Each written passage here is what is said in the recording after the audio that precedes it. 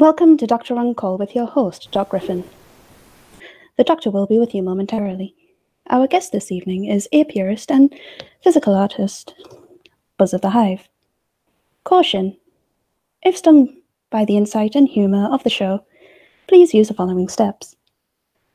Remove the Doctor On Call auto-injector from carrying case. Place against outer thigh and push orange button. Hold for 10 seconds. Remove and massage area under candlelight and smooth jazz. DocGriffon. Paging DocGriffon. You're needed in the OR. Stat. And thank you very much, Nurse Butt Cheeks. And of course, this evening, we will be speaking. I just like saying the word apiarist, but we will be speaking to I would say YouTube personality, and he's getting his wheels under him for doing additional content creation, but he does a lot of stuff out in the real world too. And I'm fascinated to have as my guest for this evening, Buzz of the Hive. How are you doing this evening, Buzz? Doing good, doing good. Thanks for having me on. Oh, my pleasure. Now, of course, you've listened to a bunch of these, so you know we're going to start at the very beginning. Where'd you grow up? How was it? Oh, I was going to say, was it an urban, a suburban, rural? Actually, it was out in the rural. I was kind of grew up in the sticks of Northern California, so it was out on the Russian River. See, now that's odd for my head, because I always think of the sticks being somewhere around the Bible Belt or around the Mason-Dixon line. Well, we had big sticks. It was redwood, so. Duh, okay. I was going to say, now as far as, because where you currently live now as to where you were raised, what would be the difference of the qualifier of the sticks, or would there be any difference? Well, the trees are a lot smaller, and there's a lot more humidity. But California was a more temperate climate. Northern California, anyways. We were like right at the base of the redwoods. Oh, okay.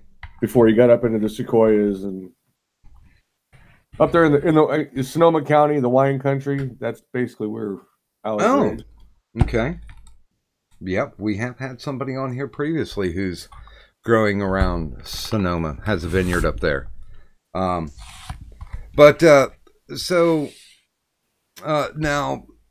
did you come from a big family?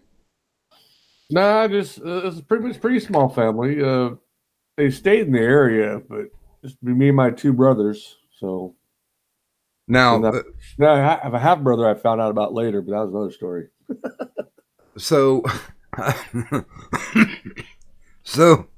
are we talking about a nuclear family or a single parent household? No, it was my mom and dad still together. They're still out there and still kicking it. So, wow, that's a rarity. Yeah, not that they've been living so long, but the fact that they stayed together. I know sometimes you get to the point, it's like there's too much to separate. It says make it work. Yeah, it's like my mom used to say. She's like, yeah, I'm we're in the same race together, and I want to win, so I'm going to stick around just to make sure. And yeah, my dad went first, so she won. Yeah, it's to the victors. I mean, the point now, it's like, I mean, they're the age they are, they might as well just run it out, because it's,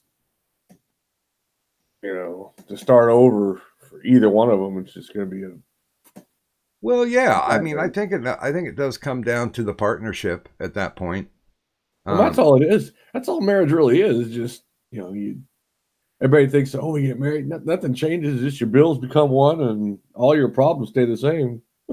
Yeah, that's true. Yeah, I'm simply waiting for Nursey to get tired of me and sunset me with a pillow while I sleep. But I'm doing 25 to life myself, so it's Yeah. 25 years. Wow. Congratulations. So, yeah. So what kind of kid were you when you were growing up? I was kind of shy, stuck. I mean, I was like in high school, I was kind of like the wanderer. I knew a bunch of people. People knew me, I guess, but I was just kind of more. I was too shy to really stick it out there, so to speak. Mm-hmm. Just kind of did what I did, stayed within the shadows, you know. I'd go to the dances just to stand by the speakers type thing, you know. I wasn't really popular, and which, you know, I just kind of, I don't know, I was too reserved. Now, would you say that you were an awkward kid? No, I wasn't awkward. I mean, I played Little League. I played the football in grade school and high school, baseball. I mean, I was in band. I associated with people. I just wasn't really the real me, I guess. What I would say, because it was funny. I was a Dr. Jekyll, Mr. Hyde. In school, I was timid and reserved. But in the summertime, when I started working across my family's house, we had the family beach that this recreation company leased out, and I started working down there. Well, I was a wild man because I reinvented myself because nobody knew me coming in. So all the girls I'd flirt with, because it's, you know, nobody knew of me, you know, my past. And so when you go back to school, I was never the new kid. I was always one of the, you know, started kindergarten, grew up with the same group of kids. Oh, okay. So you kind of, you really can't reinvent yourself when everybody, I knew you last year, dude. Yeah, that's true. Sometimes it can be a breath of fresh air, to move. I'm not a fan of multiple movings, but oh yeah, no, that's me either. But I hate moving, save my life. But so yeah, that's kind of what I was, just kind of. Okay, but so what did you actually focus on? Because you were talking about, you did band, you did sports as well. What would you say was your actual at that time your best creative release? Yeah, well, I was kind of all over the place. I never really mastered anything. I wish I had some of the poems that I wrote to some of the girls in high school back then, but I threw them away. And shit, I don't know. I could have been some good songs down the road, but so I kind of, I don't know. I was just kind of, I did a little bit. I did enough to make the team, but nothing else to really shine, so to speak. Mm-hmm. So I was a drummer in the band. I remember the one year I was playing football, the JV team. I had to get out of my uniform, get in my band uniform, and play the Star Spangled Banner on the field with the band. So, wow. So that was kind of an interesting time. Yeah, that's fun. Only one time I didn't make it, but that's all right. So, did you have any sports aspirations? Was there something when you got into like your teen years before you got to graduation where you said, yeah, I think I'm pretty good at this, and here's the what if, what if I focus on that? I had my drum set. I played drums. Actually, I still play them every now and then. I do some songwriting. I never really. My dad was the old school, get a good job. You're never going to be a drummer. So he was right. I never did it because I probably didn't push it. Would I made it? I don't know. Being in Nashville now, I see all these drummers. People come through. It's like, yeah, well, there's 1,000 of them looking for that one job. So, oh yeah. So it's kind of, but anyways, I dabbled in a lot of different things. I didn't really focused on any, I guess. So you spent your teens kind of being a drifter then. Yeah, I just kind of like the high school wanderer. I can associate with the jocks. I can associate with the nerds or the geeks or the, whoever, the stoners. I drifted in amongst everybody, and I could fit in for enough to where, Well, that's one of the things that I relished when I was in school. That I didn't have somebody who would point at me and go, oh, hey, there's the jock, or, there's the freak, or there's the soch. Um, I enjoyed my ability to just go between whomever seemed like they were having the better time at the time. That was kind of we had a little small group that kind of gathered. There was we had a group from every little clique kind of hanging out by the band room and stuff. And so that was kind of fun. You know, we knew enough of them to.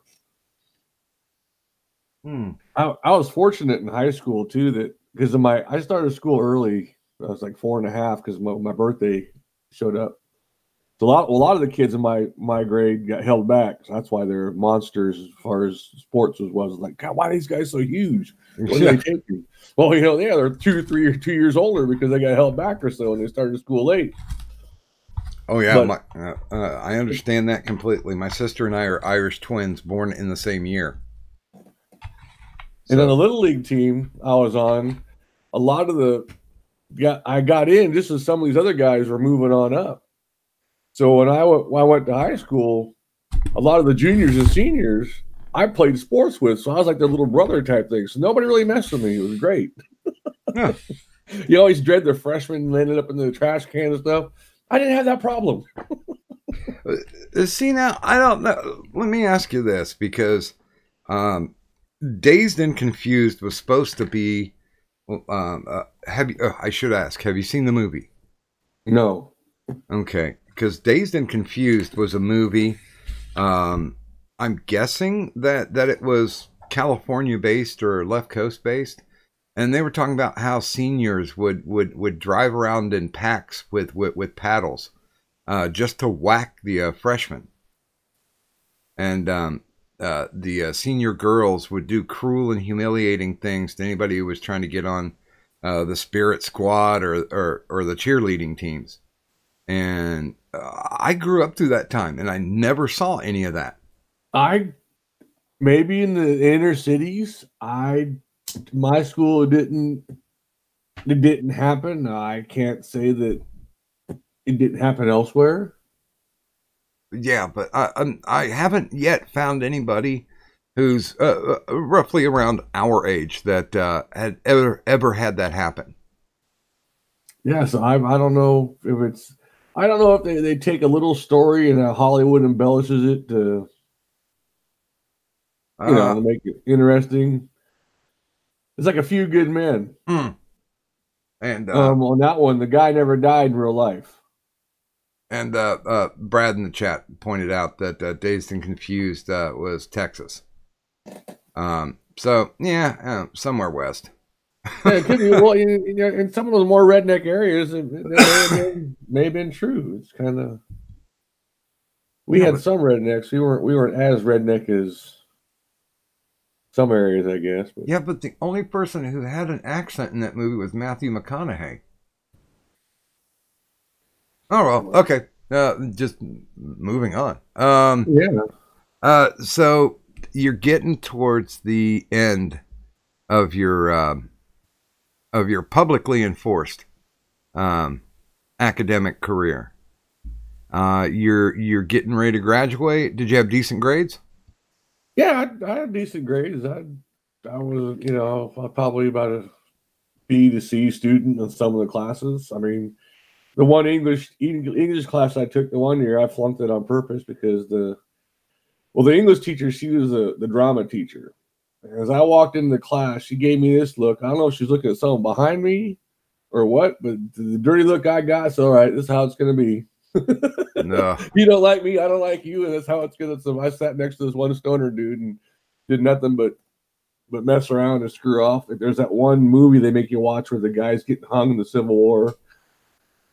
And the watch closes, and he goes through all these, this dream of how he's escaping, and and then finally at the very end, he ends up getting hung. And she asked, "Well, she asked class, how do you think what he felt?" I said, "He felt a sharp pain in the neck." She didn't like that very much, so.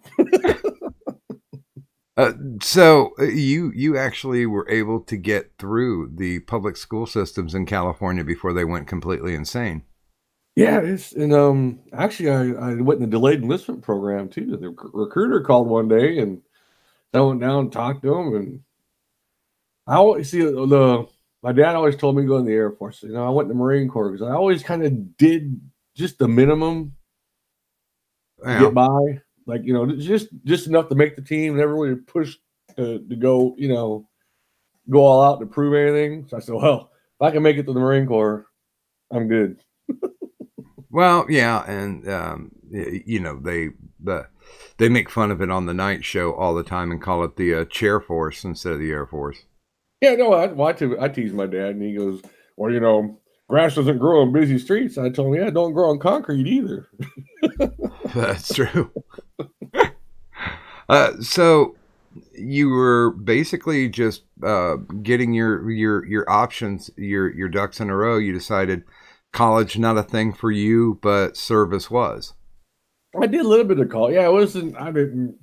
It was funny because when I was out in the infantry training school, I was talking to my dad on the phone. He goes, I would have paid for your college. I said, Dad, all I would have been doing is drinking. They're paying me to drink out here.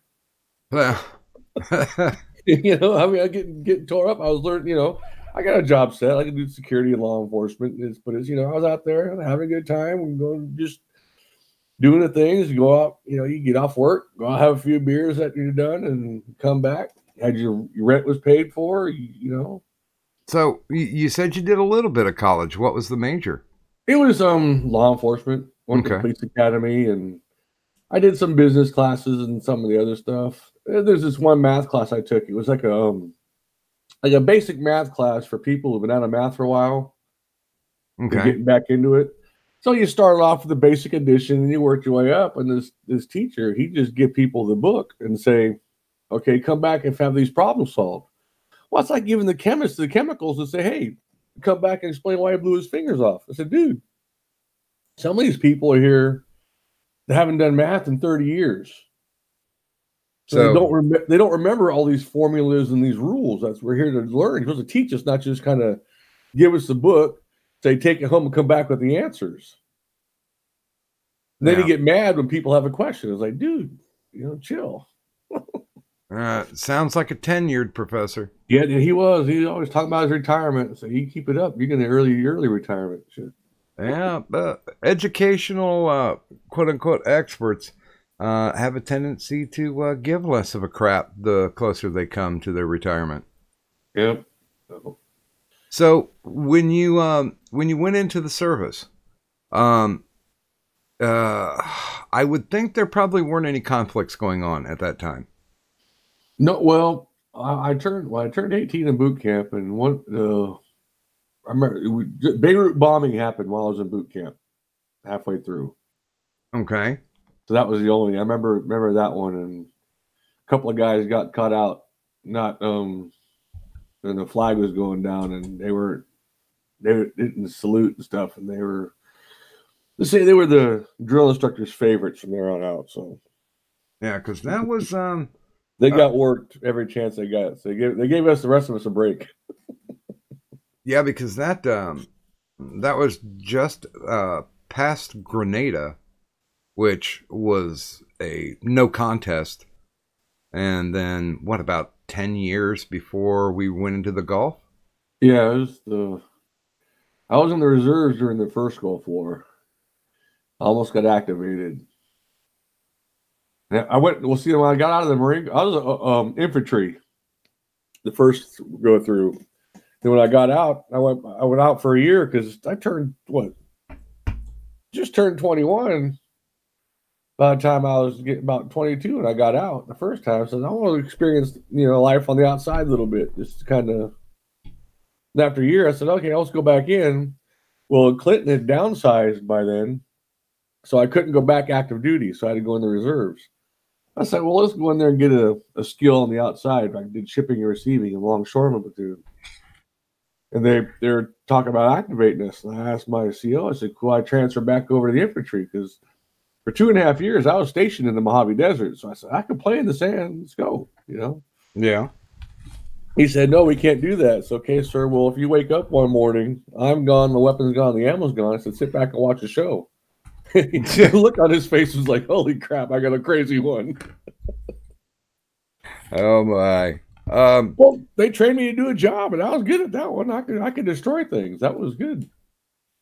Yeah, that's I was trying to think. Yeah, I think one thing a lot of people don't understand is that up until Desert Storm happened, and that continued and drawn out conflict occurred, that the military was very choosy at that point. They didn't have to take you. It's kind of like employment at will.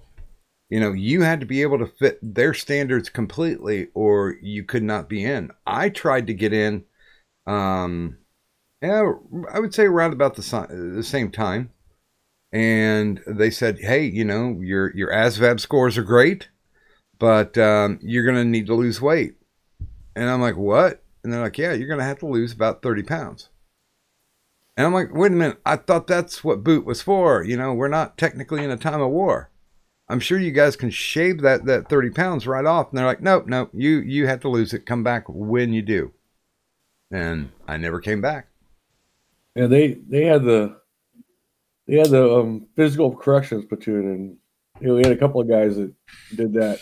We had one guy at boot camp that hurt his back, and he tried to get out in disability, you know, because he just didn't want to be.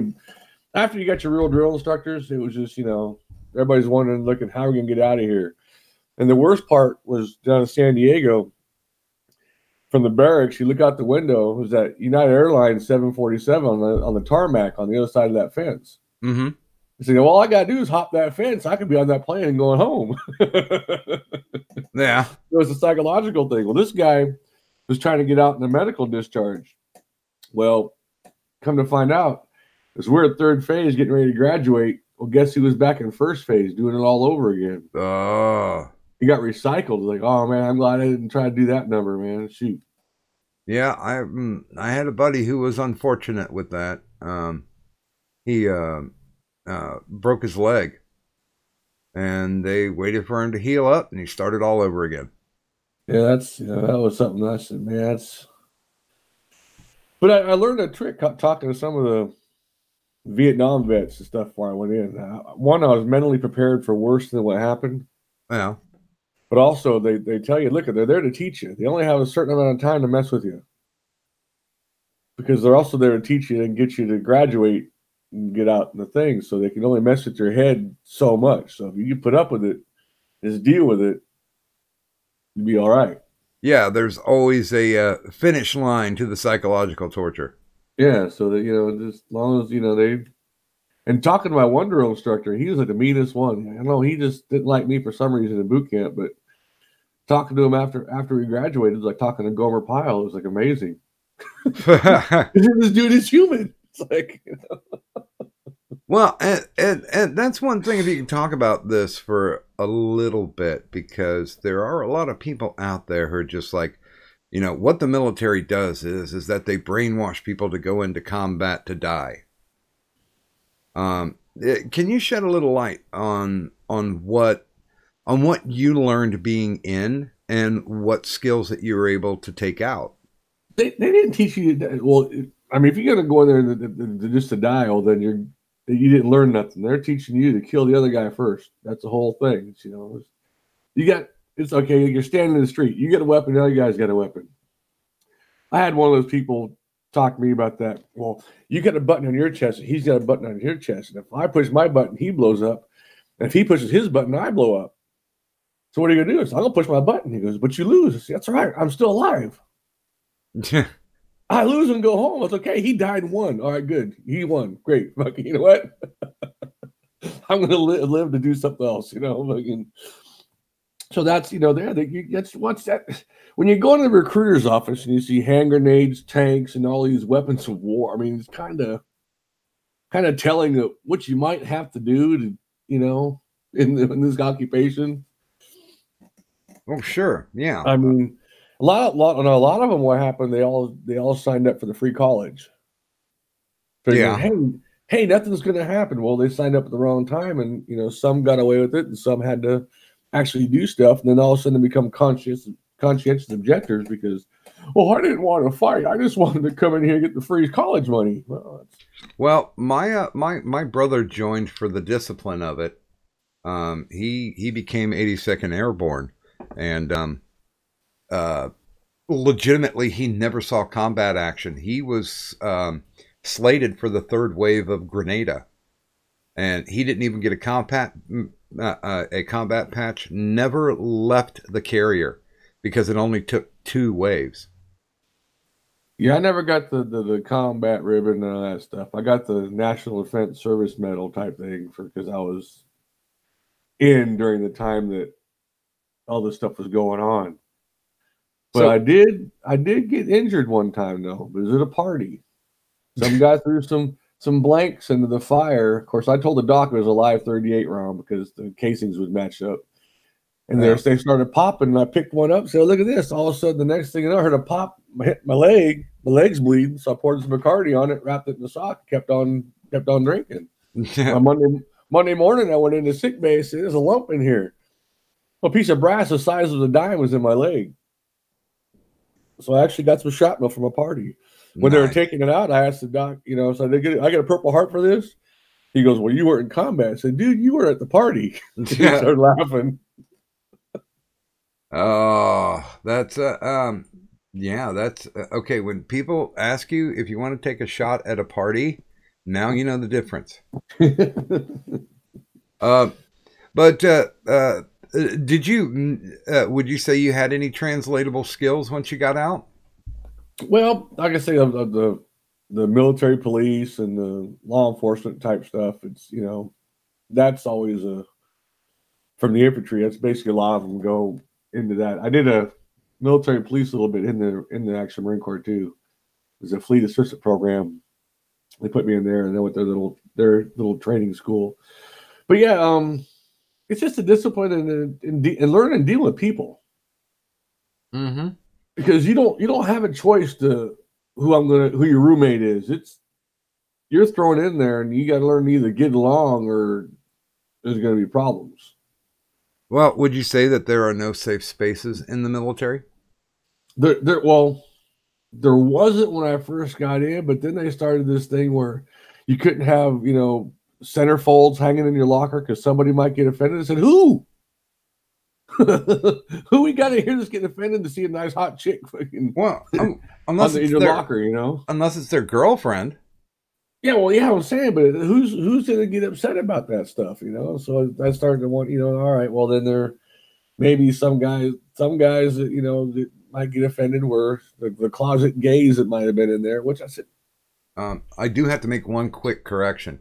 Pants Ninja, the Grenada that we're talking about is an island. It's not Grenada in Spain. It was a little bitty. I think it's a Caribbean island. Yeah, it's down that region, I believe. Yeah. My brother just gave us a call and said, "Listen, I can't say where I'm going, but I'm going somewhere. You'll see it on the news within the next 24 hours. Don't worry, it's all cool." And then we saw invading an island that legitimately had no chance. It was like an NFL linebacker going up against Kindercare. I mean, they just went in and knocked the crap out of them, and they were done in 2 days. Oh yeah, it was kind of like the first Gulf War, the shock and awe. I mean, they just started giving up because forget it, man. Yeah, I think it would. I think the biggest problem in our wars that we've had issues with was the politicians. Mm-hmm. They wouldn't let the boys go in and do their job. Mm. And they put they handcuffed their hands behind their back and all these restrictions and stuff. So look, this is war, okay? People are going to die. That's just how it is. You want more of them to die than more of us. Plain and simple. Like in World War II when they dropped the bomb on Japan. That pretty much ended it. Say, look, these guys aren't messing around. Let's just stop right here. Well, yeah, and technically the Cold War, that's something that the U.S. won without firing a shot. Yeah, because we were a threat. As soon as you stop being a threat, look what happens. Yep. Bullies have a tendency to back down when they see equivalent or greater firepower. Yeah, and it's just how it is. Now we're getting bullied because we'll just kind of do this guerrilla warfare stuff because they're worried about well, they can't shoot at schools, so we'll just hide in the school ground and shoot from there. See, I say, hey, if there's a saying, the aggressor makes the rules. So I say, if they want to start shooting for schools, all right, that's on them. Well, and I tell you what, let's since we're at the bottom of the hour, how time flies. If this is your first exposure to Buzz, then please feel free. He's got a Twitter listed down there in the descriptor, as well as his YouTube channel. He has promised that more content will be soon to come. But now, and we'll talk about that in just a minute. Because yeah, I got you got some splaining to do, Lucy. What's that? Why you don't have more content, but we'll get to that. Because there's a lot of very interesting things. Now, I will say that personally, I've met Buzz IRL, and we've had discussions behind the scenes, and of course, he's been a regular guest when he can on the Insomnia Ramble stream. But so when you get mustered out, because I know a lot of guys kind of have a little bit of the homesick blues, but they also get bitten by the wander bug. Which of those happened to you? Actually, was when I got out for the first time. It was just kind of. I met my first wife at the time and got out just to see wasn't really homesick because I was pretty much stationed on the West Coast and I was about an hour flight away from home, so it wasn't that much. It was just kind of I got out just to see what the civilian life was like. Because like I said, I went in when I was 17, so I was just right out of high school. I didn't get a chance to go do all the party thing on the civilian side. Yeah, it was always on the military bases getting tore up, and well, I had my times of doing that too. But Adak, Alaska, that was nothing but drink up there. So I got out and I said, you know what, I'll go back in because it wasn't that bad. I just because I got offered a re-enlistment code when I was in there. I said, nah, I'm gonna go out in the out a little bit, and then maybe I should have stayed in and retired early, whatever. But yeah, I made the choices I made, so I'm here. I'm at right now. So, but it's, I don't regret any of it. Actually, I tried to go back in. I offered to pay them. I said, look, just send me to boot camp so I get back in shape. What's it cost to house me and feed me? I said, I'll go in there. They got that one thing that the Marine Corps brought some YouTubers in. Okay. And they do only a 3-day boot camp with these YouTubers. They don't do the whole thing. They just kind of do do some of the PT and then the obstacle course type thing. And, they do some of the stuff, but they don't do the full immersion boot camp type thing. Is it still 6 weeks? I think it's 13. Holy shit. Yeah, it's a good 3 months. You're in there, Wow. That's amazing.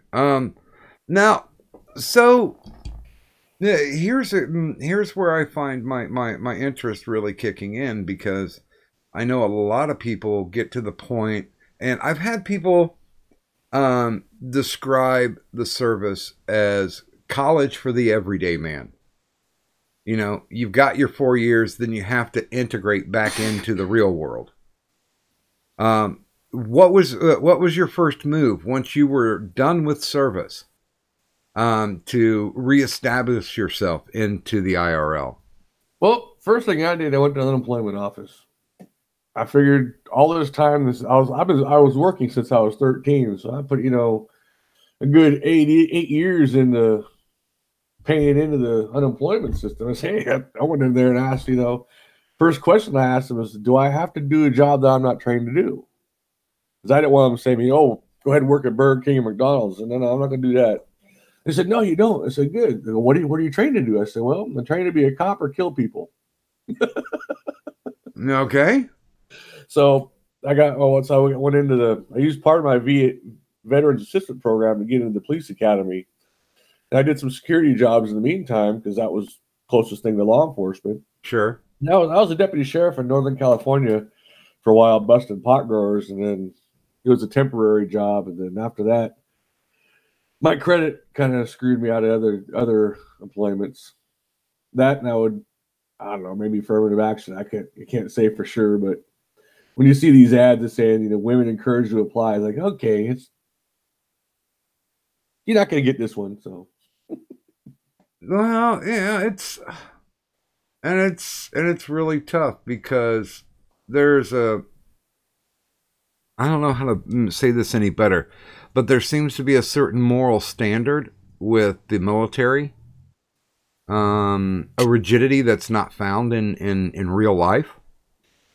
This is a discussion that I had with my brother, and he only did 4 years, but then he did an additional 4 as the commander for ROTC. But he considered being career. And it's so funny, when his son graduated, my nephew, when his son graduated from high school, he's like, I don't have any opportunity here. There's nothing here for me. And his dad was like, well, join the Army. And being the rebellious teen that he was like, okay. So he joined the Marines instead. And he's put in, I think he's put in 8 years in Afghanistan so far. Yeah. So I did 9 years total, 5 in the reserve and 4 active. And in the reserves, see, after going active duty and going to the reserves, it's just a totally different beast. You get these weekend warriors that never were in the fleet, and they're just, they're some of these officers that are pad their stuff. Mm-hmm. The politics is bad, so I got out the first chance I got. I said, I'm done with this, because if I can't go back active duty, I don't want to be doing this weekend stuff where this guy's just out to, pad his resume, get his next promotion, and if you get caught in the crossfire, oh well, it's like, no, I'm done with that. Well, that's what drove my brother partially insane too, because when he was doing ROTC, he was doing ROTC for a local college, and these guys were just shiftless and lazy and never really had any experience anyplace else. It's just if they joined ROTC, they were getting money paid towards their college, like you were saying previously. Yeah, that you get some that actually want to do it, and there's some that just in it for the cash and the first sight of conflict. Oh, I don't need to go to college that bad, and they cut and run. So yeah. So now, I don't want to make the complete leap to logic, because I know there are people out there who want to hear about your current activities, but you're saying that you've been married for 25 years. Yep. Second time around. Yep. Where'd you find that love of your life? Actually, it was in a karaoke bar. Yay, karaoke. And the night, it was funny. One of my high school classmates was there. As soon as I saw her, and I kind of started talking to her and flirting, I told the guy, I'm going to marry that woman. And at the wedding, he goes, dude, I didn't think you're serious. I said, well, I've set my mind to something. I can get it done. It's just, See, now what you should have done is said, yeah, you were really drunk that night. Remember that $20 that you bet me? Pay up. Yeah, that's just true. I can't lie like that. That's, well, I'm not a good liar on that kind of thing. I guess it depends on, what the wedding gift was that he got you too. I would have been laughing too hard. It'd been too much of a tell that, hey, you're jerking my chain. Oh, so now I know in the present day and age, a lot of people have something against having partnerships, that there needs to be all these different types of definitions, like open marriages and polyamory and all this stuff. Do you bristle against that? Is that something that you find acceptance in? Which, yeah, it's good for them, but not for me. But you do you is the thing. It's as long as you ain't trying to push it on me, I don't care what you do. Now, the whole gay marriage thing, as far as I'm concerned, look, you want to do it, fine. Part of the problem I see what's happening with that is they're using it to force the churches to accept them. Look, if the church don't want you, don't go there. Yeah, that's true. You know, if you don't believe in what the church is doing, fine, just let them do them. Well, as long as they're not trying to force you to say, look, you can't live together like that. Then okay, then you got a problem. You can't tell them what to do. But outside of that, like the whole wedding cake thing, it's like what, you couldn't find a gay baker anywhere? Well, and then the backstory on that is that they went to multiple bakeries and then they finally found one. Oh yeah, they're shopping for a lawsuit. I get that's the thing. It's become like the one with the. Then shortly after that, they went to the pizza place looking for a pizza place to cater a wedding. Yeah. And the news station did it, and then they found out. Oh, look at this pizza place won't cater. Well, who pizza place caters a wedding? That's come on. Yeah, I mean, there Where are these people getting married at? Chuck E. Cheese?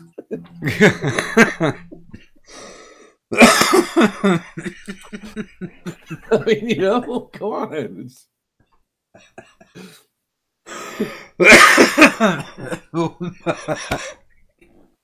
Well, they do have a live band. Yeah, I'm serious. They play one song, but hey, Yeah.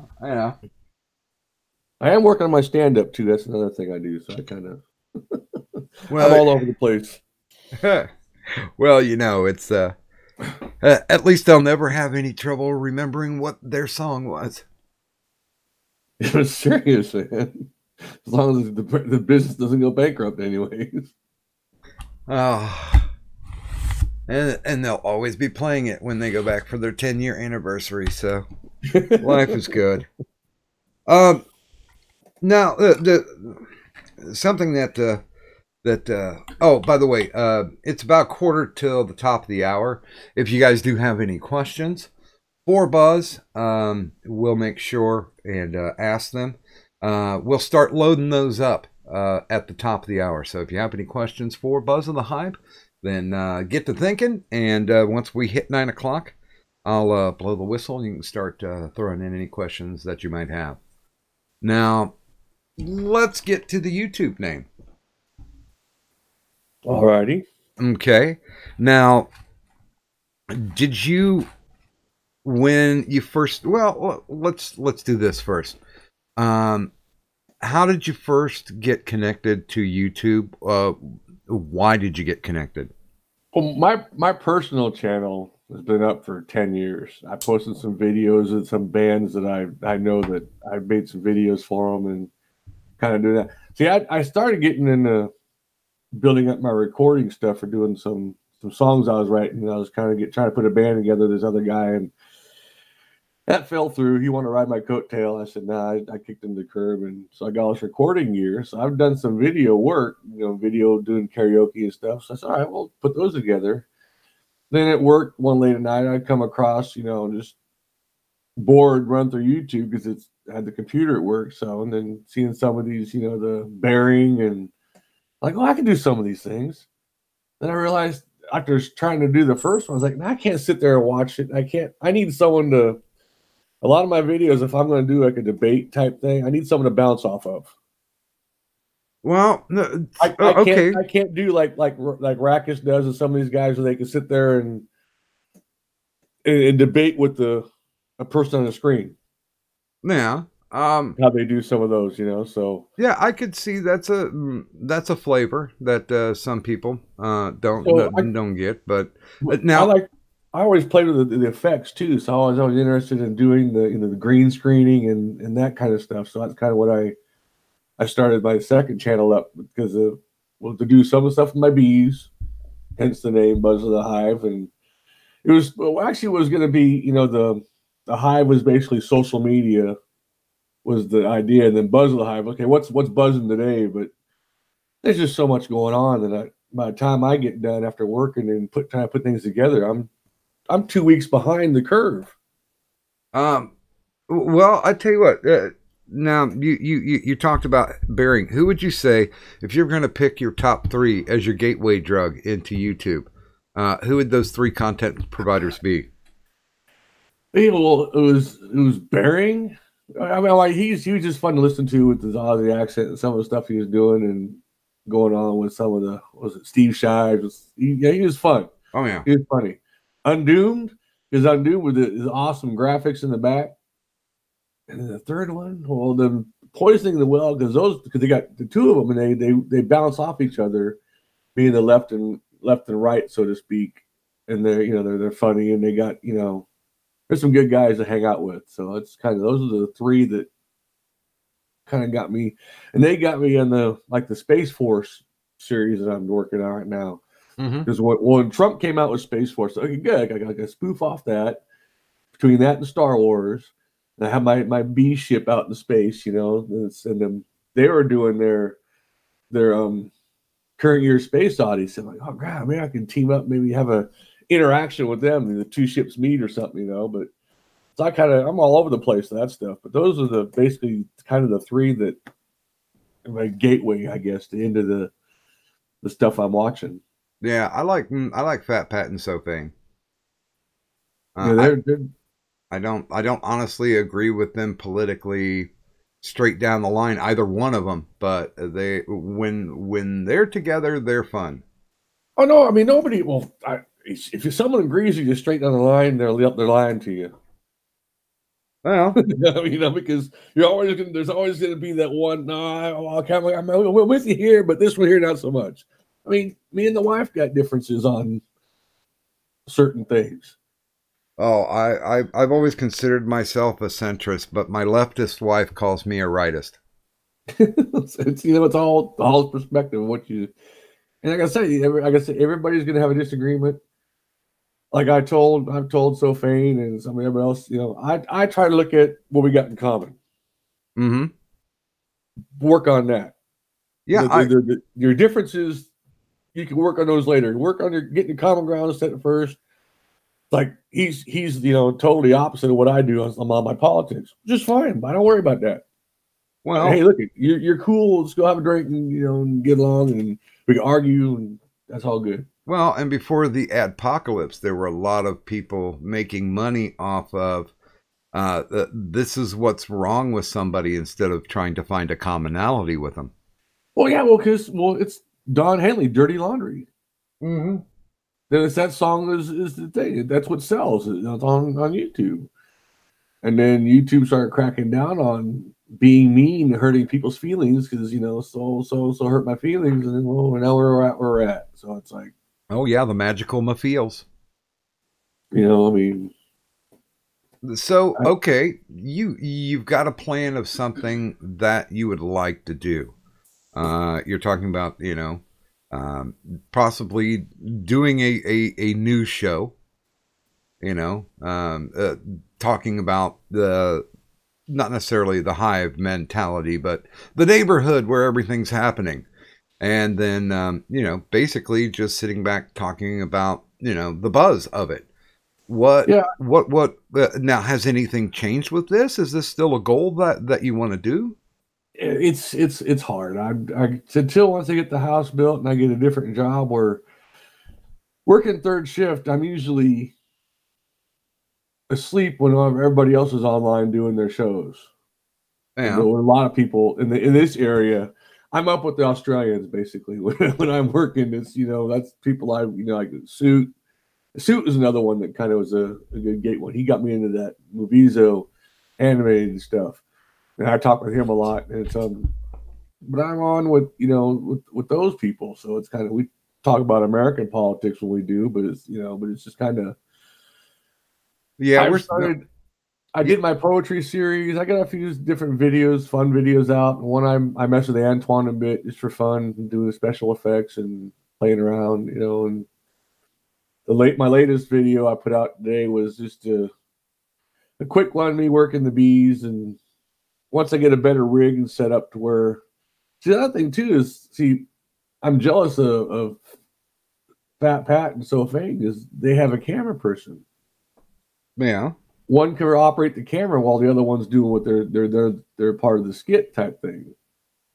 And then they have clever gesture to come in and help out if they need it later on. See, I'm a one-man gig, so it's kind of hard to. How many shots I've done they went bad because the camera moved or I thought it was in the right place and it was myself. I said, stop, go get a beer. Yeah, that's why I'm always a fan of using a camera that has a flip face. So And then it can literally be pointing at you like a monitor. yeah, and then there's what was I gonna say? Shit. Oh, and then my part of my thing is I've gone through so many different ideas for the Space Force and getting the props set up and getting because the one software I use for the tracking, I had this one little scene that I was going to work on to challenge the Bud Knight. Well, Budweiser decided to kill him off. I kind of screwed that up. It's like, okay, well, shit, now I have to get a scene where Magog revives him or something, or use him as a mention type thing in one of my videos to use that prop that I had set up for him and shit. Well, you've been on IRS when he's been on, right? Yeah, he's so busy. Like I said, he's got, you figure you get 40,000 people wanting a piece of you. It's hard to get it. I'm sure he gets dozens of collab requests and. Well, but here's the same thing. I am not in any way saying that I am on Magog's level. But if somebody asked me to do something and it sounds like fun, like Pinoid's got this gimmick coming up for a fundraiser, and he was like, "Yeah, this is what I want you to do," and blah blah blah. And I'm like, you know what? That sounds fun. Cool, I'm in.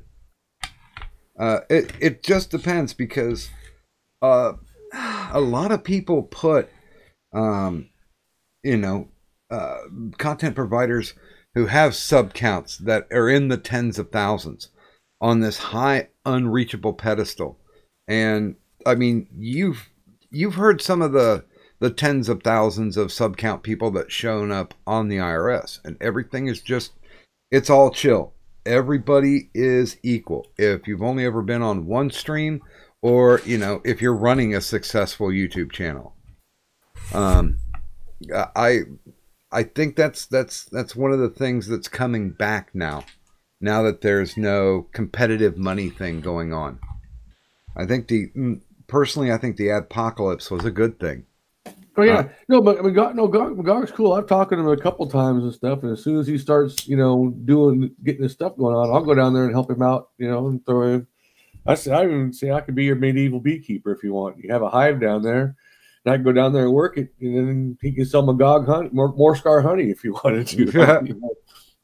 But it's the my problem is okay, finally settling down on the idea and start putting it to work in between getting the house built, working on the property, getting the green screen all set up in the apartment to do whatever scenes I'm doing, and try to get the camera and all this, it's kind of, and then by the time I get ready to do that, I get a new idea. I'm like, oh no, wait, I want to do it this way. And it's like, I just can't hammer some of these down. Sometimes, some of my videos are a last minute change. All right, I'm going to go with it, and if I get it done and put it out there and get the audio and throw it in there.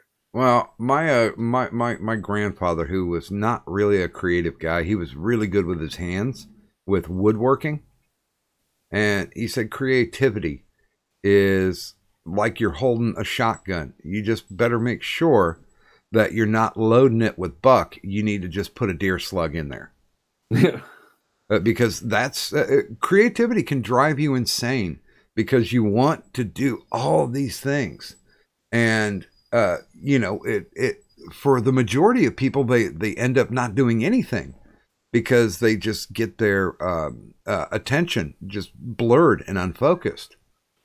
So if you can focus on one thing, what's that specific thing that you'd like to do creatively? Well, like I said, the Space Force series, I got a few more props that I found while shopping. Little, a couple $, toy gun for Easter that I repurposed, and I found something else and I made it work, and then a nice little, cheesy but cheap prop for my Space Force stuff. And I found some of the effects that I want to use. So it's kind of it's just putting it all together and sitting down and editing it and getting Because I'm learning as I'm going too, as far as these effects and stuff. So sometimes it's like, it's not working right. So I'll send it out and go back and come back to it later. And so it may take a while for a video to come out as far as, some of the stuff that I'm doing. Well, you're always welcome to come up to my neck of the woods. There's a ton of aircraft and space aeronautics that you could film for background noise. Well, there you go. Because I'm just waiting for the Galaxy's Edge to open up. That's going to be a blast. Yeah, but I'm thinking a place like that, wouldn't they be a little bit more restrictive about being able to shoot there or take pictures?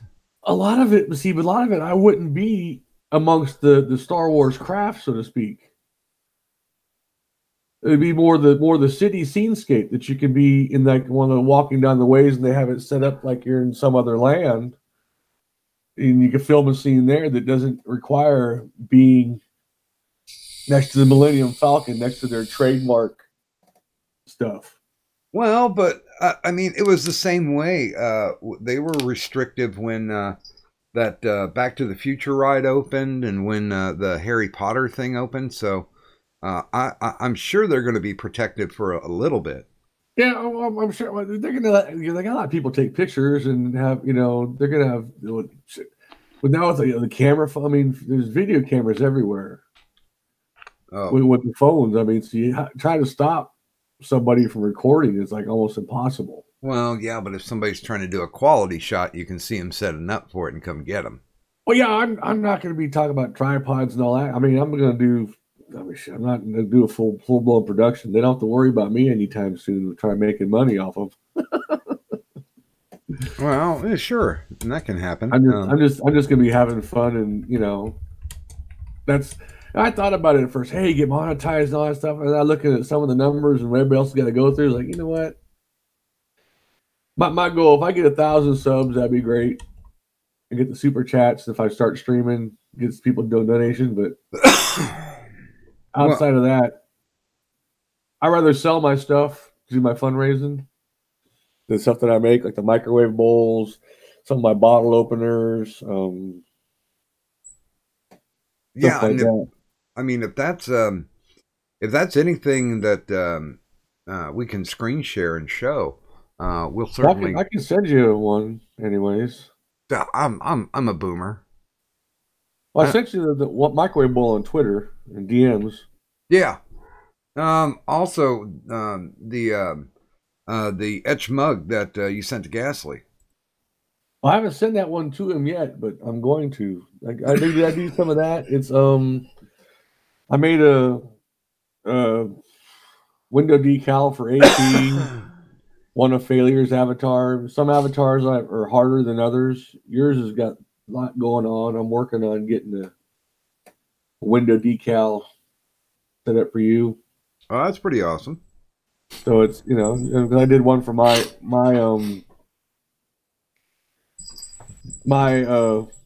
logo. I've done, of course, Poisoning the Wells one. I did a few bottle openers for them that they raffled off on their streams. It's a fundraising thing. For two, one, it shows out what I can do and it gets it out there. Then two, it helps them out. And then if I get people ordering my stuff down the road, then fine. But if not, well, I helped them out. So that was my donation there. Well, and let's talk a bit about that. Is it more about the fact that there's potential profit to it, or you're getting it out there into the stratosphere to be able to, to say, hey, listen, I have creativity. I can do this stuff. Yeah, that's what it is. More is like, I can do this stuff. If you want it, fine. I'm not trying to, make $1 million off it or rake anybody over the coals over it. But at the same time, if you're looking for something that it's handmade and I can do whatever, personalize it and stuff. That's kind of, I'm going to make a little bit of money, but just so I can buy more equipment and do certain things. But I got my day job too. This is a part-time thing the wife and I do with the stuff we make. we have our little shop area in this one. It's like a consignment place. We sell stuff there, and people come in. And she makes the knitted beanies, microwave bowls, some of these bags. Like right now, she's doing some of the college team, these like shopping bags for the ladies to go shopping with, tote bags type things. Okay. That we make. So, well, the microwave bowls, those are the kicker though, because those things there, you take your bowl of soup, stick it in that, and stick it in the microwave, and you can pull it out without burning your hands. Take it to right in front of the TV, sit there and eat it. You don't burn your hands, and it's a cloth bowl that's washable and lasts a long time. So, I almost did this as a no context tweet, but I'm trying to figure out how I can actually pull this and show it. Yeah.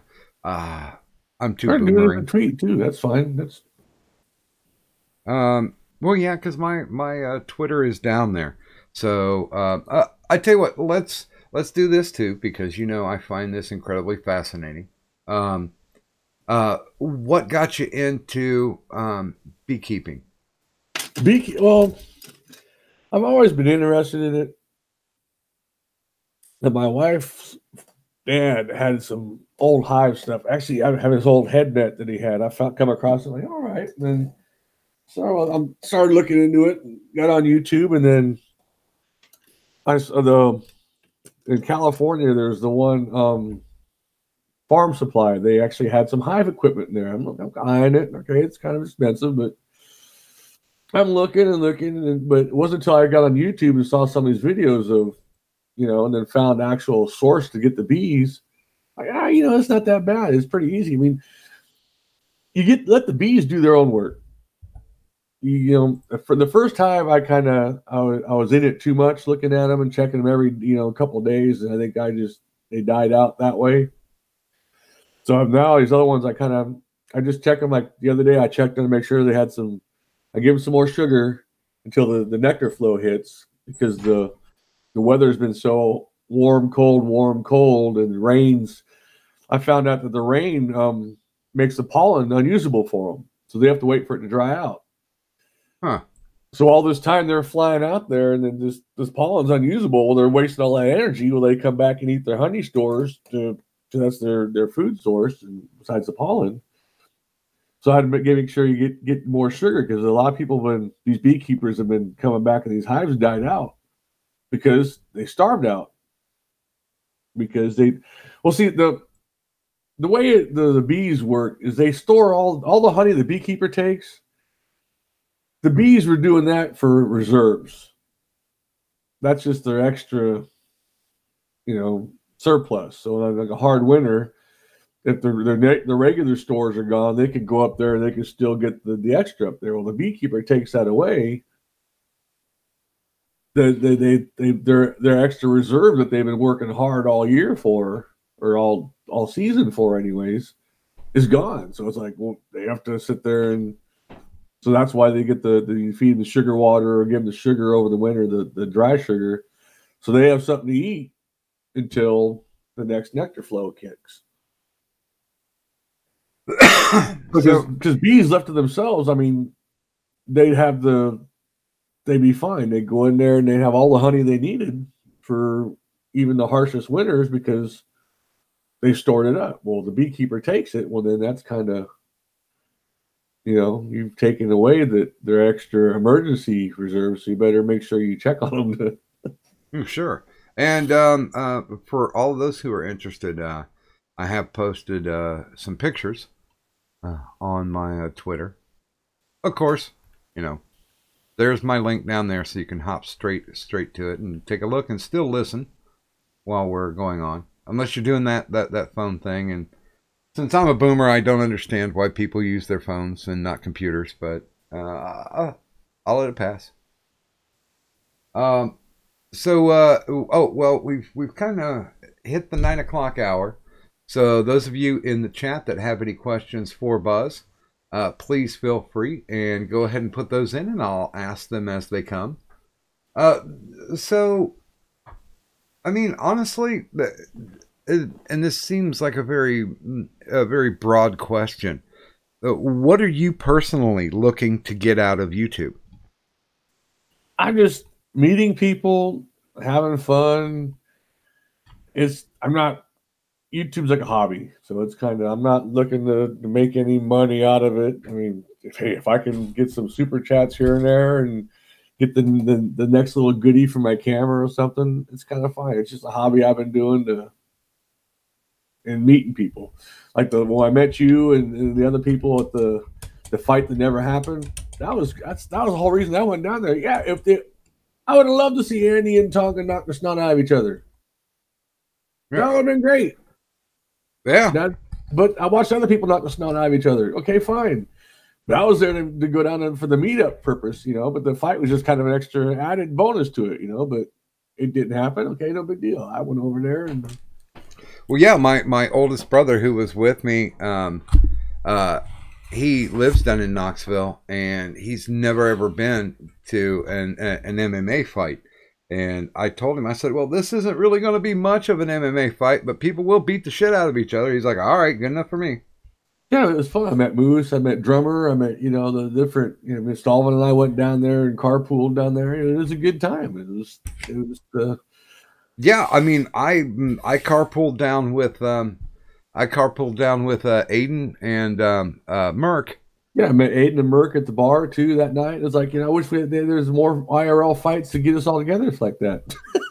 Yeah, I mean, people are proposing that we have our own little get together. That's not a pretentious setup like Kilroy was or like VidCon is.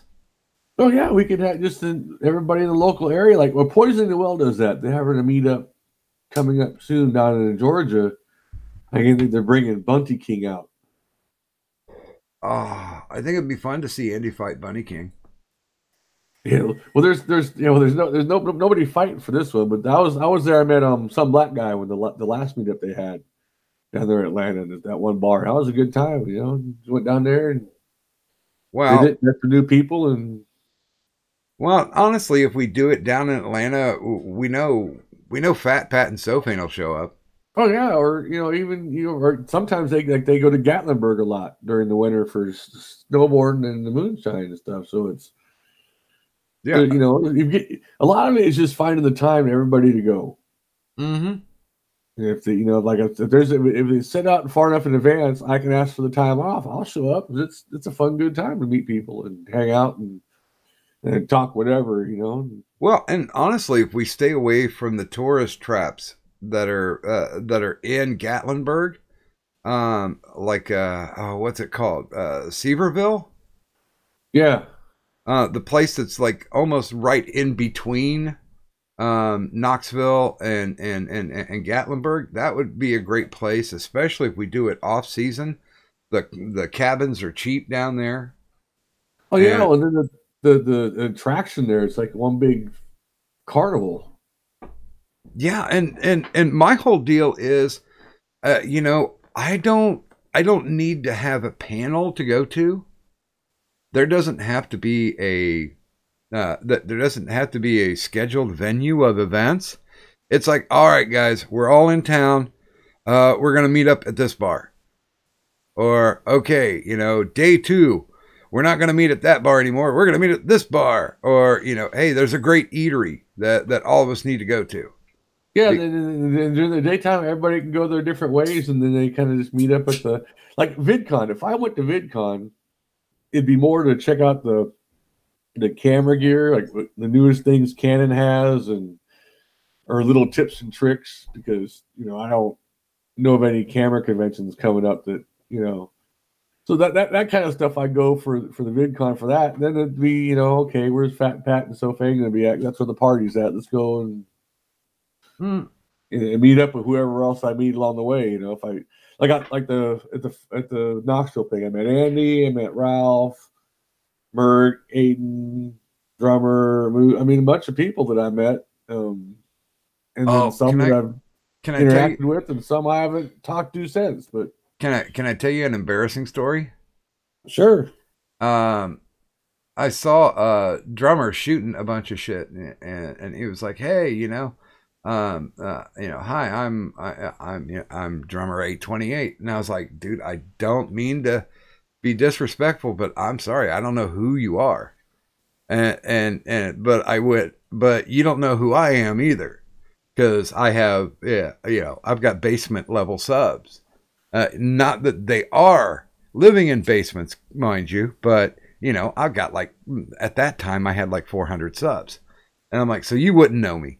And he's like, oh, well, what's your name? And I'm like, well, online it's DocGriffon. And he's like, oh yeah, I heard of you. And I was like, oh, fucking embarrass me more, dude. Because I looked him up and he's got like 60, 70,000 subs. So I kind of felt bad about that. But I watched him. I liked his content. Especially, he did a great thing on describing the whole Knoxville deal. And he had it out the same day. Good production on it and everything. We actually got him to come on IRS for a bit. He's good people. I was hanging out with him in Stallman for a while there. I got to kind of know him pretty good, and it was some good times. Yeah, he was a good guy. I mean, the only people that I was kind of iffy on was Coach Red Pill, because I thought he was going to ask me for $1 every time I got near him, because he looked like a bum. I think I met him and he just was kind of, I don't know, too into himself or something. So I really didn't say much. Said, okay, hi, whatever. And well, he was the one with glasses, a raggedy gray and white beard. Yeah, I remember we were looking at him. He was over there. Like I remember at the bar, he was trying to get this one guy who didn't have his ID, trying to talk the bar to come in. And he's all going, we got so many, million subscribers between all of us and stuff. And it's like, dude, the bar ain't gonna care about that. But I guess I let the guy in eventually anyways, but it was close to closing time. But then I've seen all the inner workings of how all that all sifted out between them, Andy, and all that stuff. It was like, yeah, well, I said hi to him. I was cordial, but that's about as far as I'm involved with that crew. Well, and it was funny because everybody's like, oh, you're going down there dressed in the Medicare gimmick. So, you're looking for publicity. There's only one person who wanted to take a picture with me with the Medicare gimmick on. And that was Andy. And Andy posted it. I did not post it. I'm just like, I was doing it for fun, and I was busting Medicare's balls because he knew it. I told him everything. You're always gonna get the haters. They're just jealous because they didn't think of it first. Well, it's silliness, but it provided me with quite a bit of fun. If you're on YouTube, you're looking for publicity. You're looking for attention. If you're on YouTube, that's the whole point of us being here, really. Well, my whole thing is that I'm like going on 5 years being housebound, so I needed something to keep me from dipping into the crazies. No, but part of it though, you want people to see your stuff, and you spreading out. So there's different levels of looking for publicity as far as what you're doing. But we all want people to see our stuff. That's well, I'll put just a little bit of a rider on that.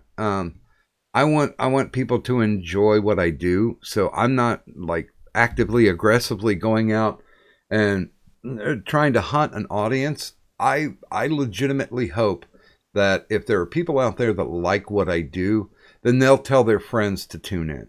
Yeah, well, that's like me. That's what I do. If you like my stuff, fine. If you don't, okay, well, maybe it's not for you, and then no hard feelings. But at the end of the day, though, you're on YouTube. You kind of want somebody to watch your stuff, but it's we don't go crazy going doing the burning or setting our nipples on fire or throwing chairs off balconies or shit like that to get the people to notice our channels and stuff. That's what I'm getting at, I guess. Yeah, honestly, if they find me, they find me. A lot of people have been like, "Oh, you're so criminally undersubbed." And I was like, "No, I think I got just the right amount of subs for the time." It'll only increase organically and exponentially. Because there's a lot of people out there whose channels will blow up because they're getting into the controversy. They're basically digging dirt. They're playing TMZ, and that's something that's not on my agenda. I may talk about something that's a topic of the day, but it's never my actual lead-in. Oh yeah, and because eventually that stuff will dry up and go away, which is has. And some of these guys are like, okay, what do I do now? It's like you can only, kick the horse so long before it's, you got to find a new horse to beat. Yeah, I can understand that. And then people, there are people who do need validation out there, and God bless you if that's what you're going for. Because there certainly isn't any there isn't any big bucks like there was before the adpocalypse, and the people that I run into now, like up and coming or starting YouTubers like yourself, you're interesting people that have interesting stories that need to get out there. So I mean, if my 500 subs can help to facilitate that, then I hope that they do. I hope. Oh yeah, it's all a collective. It's all I can say. It's a kind of a community, and everybody kind of helps everybody out when they can. And that's like the fundraisers. I really don't have a lot of funds to donate, but I can donate some goods that can raise some money to, like for the one for Anti-Hero. I gave I made that glass for Cadunt. She actually ended up winning it. That wine glass I etched. Well, it's Cadunt. No, she got it because I etched it because it was kind of a poke at Antoine and having fun, and it was from raising money for Anti-Hero, and she ended up winning it. But it was like, I said, hey, I ain't got no money to give, but I can, this is my contribution. Hopefully, Well, yeah, that's raise some money for them. Yeah, that's why I trade the skills that I have to help make things go over, like for Disky Fringo's community service streams where he does charities, and Beardy all the way back when, and I think one's coming up for AP, and I've volunteered to help out where I can, because I'm hoping that technically my talents are as good as a crappy donation that I have no ability to make. Yeah, well, it's like, I made a flash for suit. I was like, I can auction that off if you want, or you can auction it off. Because hell no, I want it for myself. So I sent it to him with a microwave bowl and some window decals. So pretty soon, probably another week or so, he'll get it because I sent it on the back of a snail. Oh yeah, it's got to go across the ocean first, and then so he'll get it. And I'm sure he'll probably have some pictures of it eventually. But it's I just kind of make these things, and if you wanted a custom bottle opener, just DM me and we'll work something out.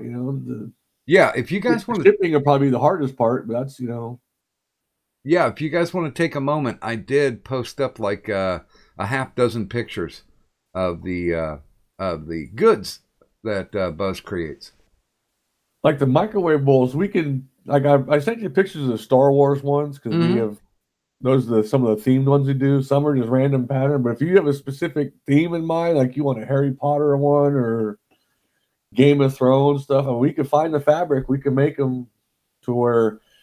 So you got a Game of Thrones fan in your family, and you want to get something for them for a gift that's kind of a unique thing that they can use all the time. Well, it's there, and I think that if they're in the States, the microwave bowls are $15, and that includes shipping. So, well, there you go. That's a decent price. So and then they're all handmade in our sweatshop here in Tennessee. So it's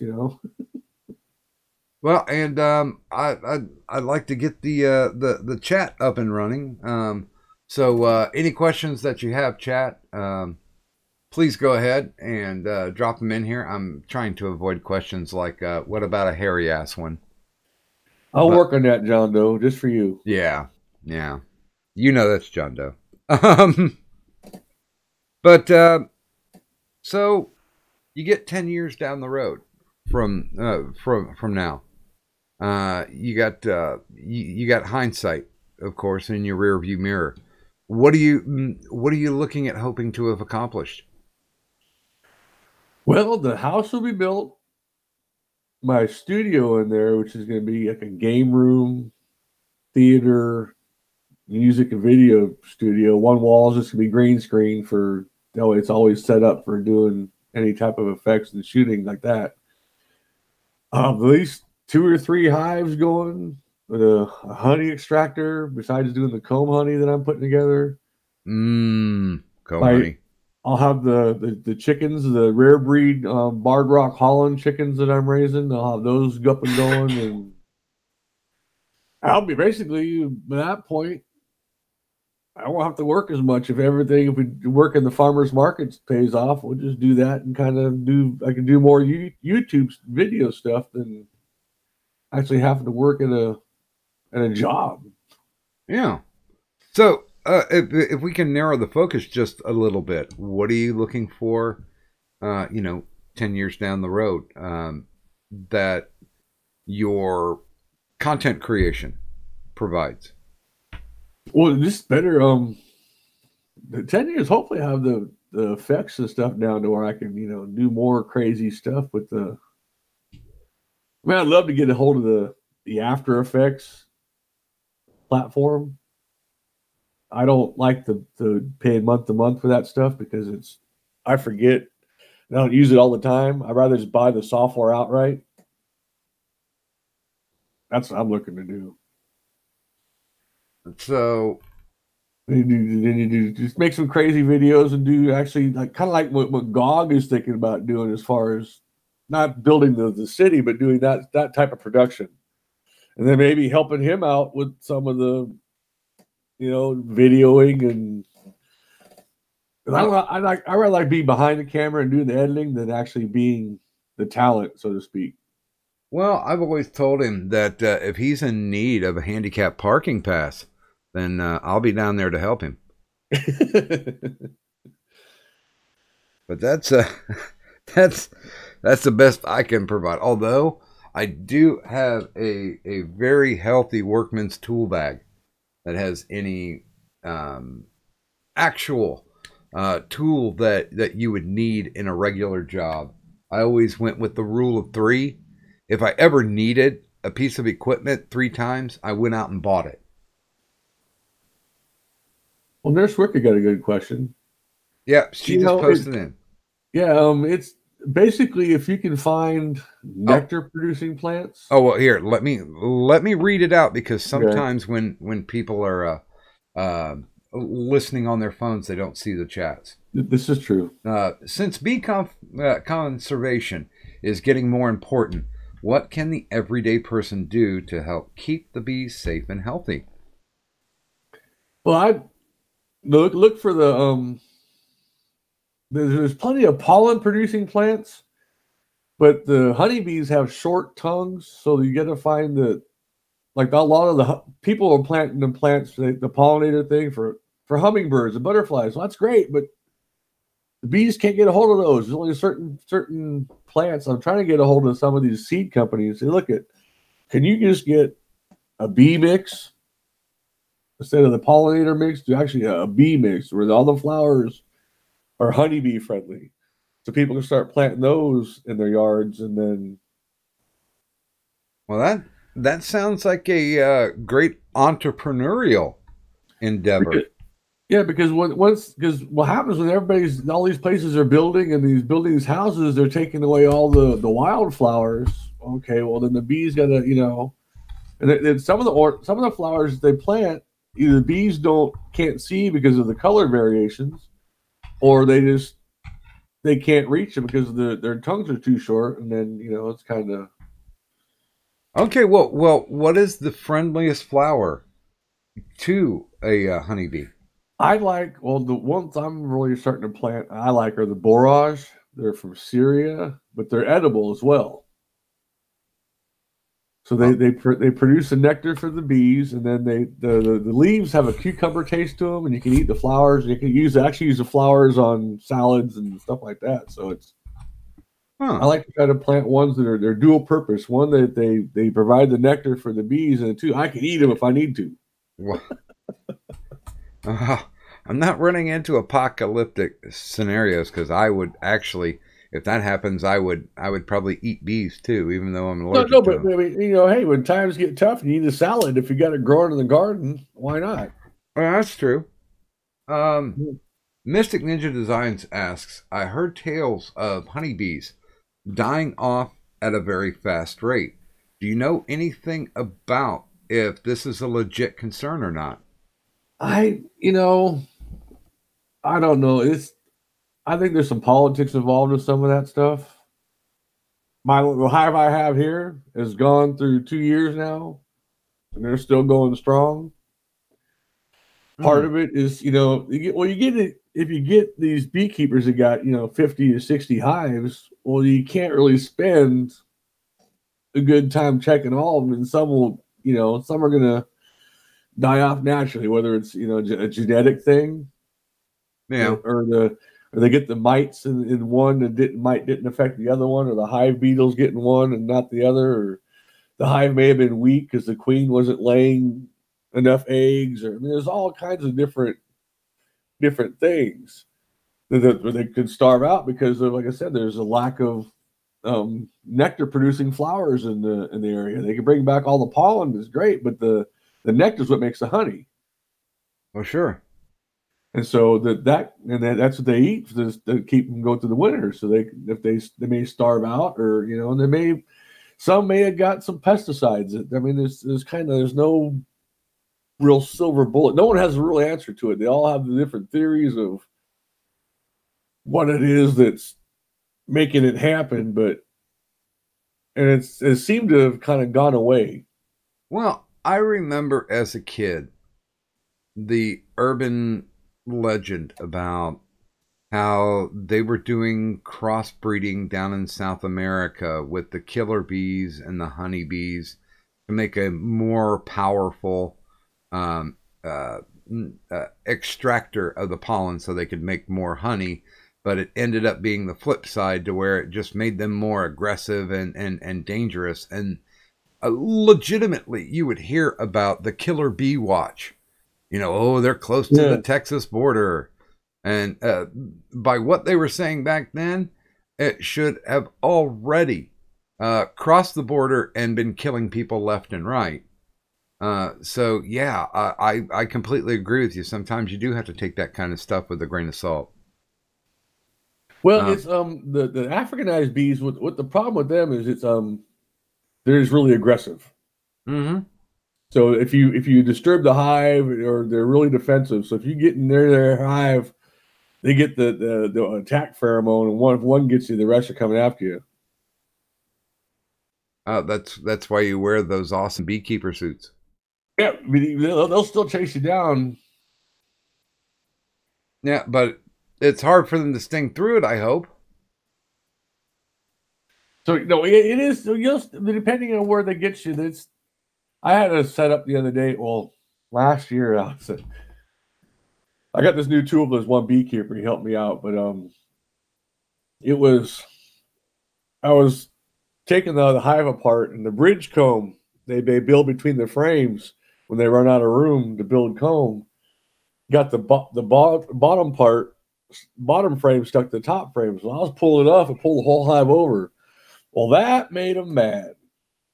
And then the glove setup I thought would be sting proof. Well, it wasn't. And my right hand got like 30 nice good little stings in it. So it was kind of I was laughing, and they was hunting me down, and they was mad. So I had to hide in this one little bush for a while for kind of lose the pheromone scent, and they leave me alone. But see, I could not do it since I'm so highly allergic to bees. One sting, I'm down. Yeah, I was kind of laughing. The wife kind of got a video of me. I look like the robot from Lost in Space, going danger, danger, just kind of go away. It was. I laughed about it afterwards. It was funny. Well, John Doe is asking, when will the bees take over civilization, and when will we see Buzz of the Hive in bee cosplay?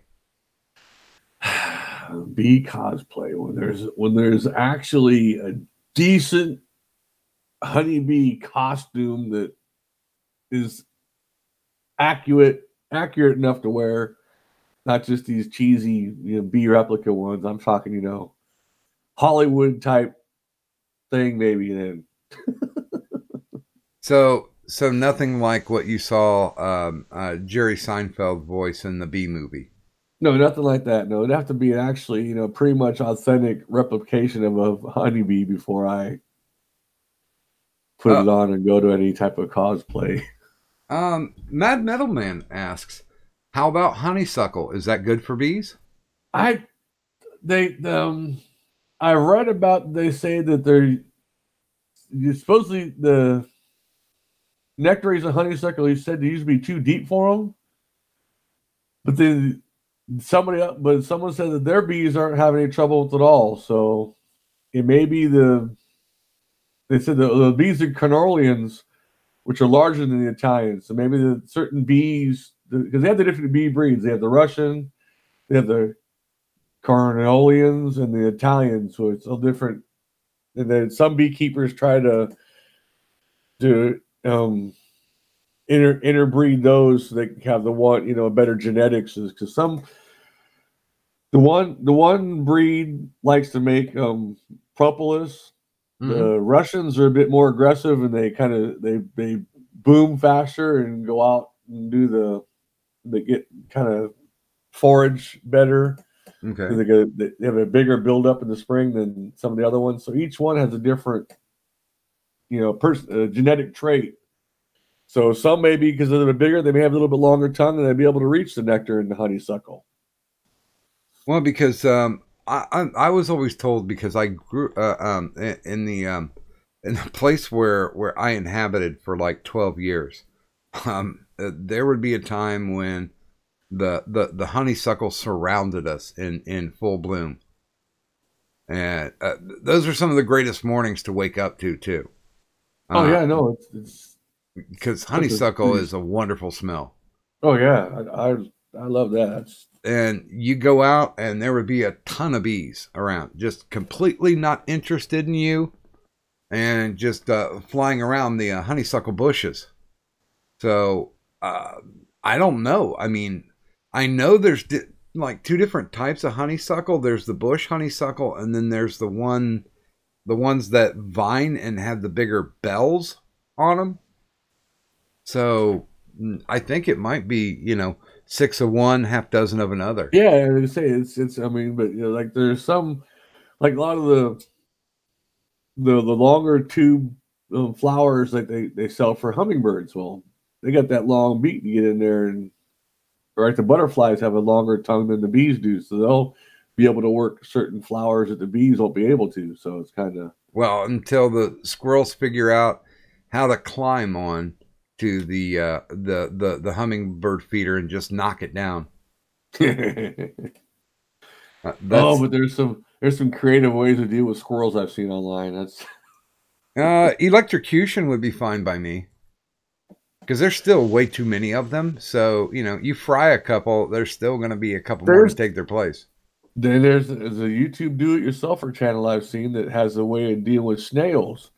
Puts 2 9-volt battery and 2 strips of the copper tape on the base of the plant. Put them a little bit far apart from each other. Snails don't climb up on that plant. I'd think a salt caster would work. That worked too, but if it rains outside, the salt gets washed away.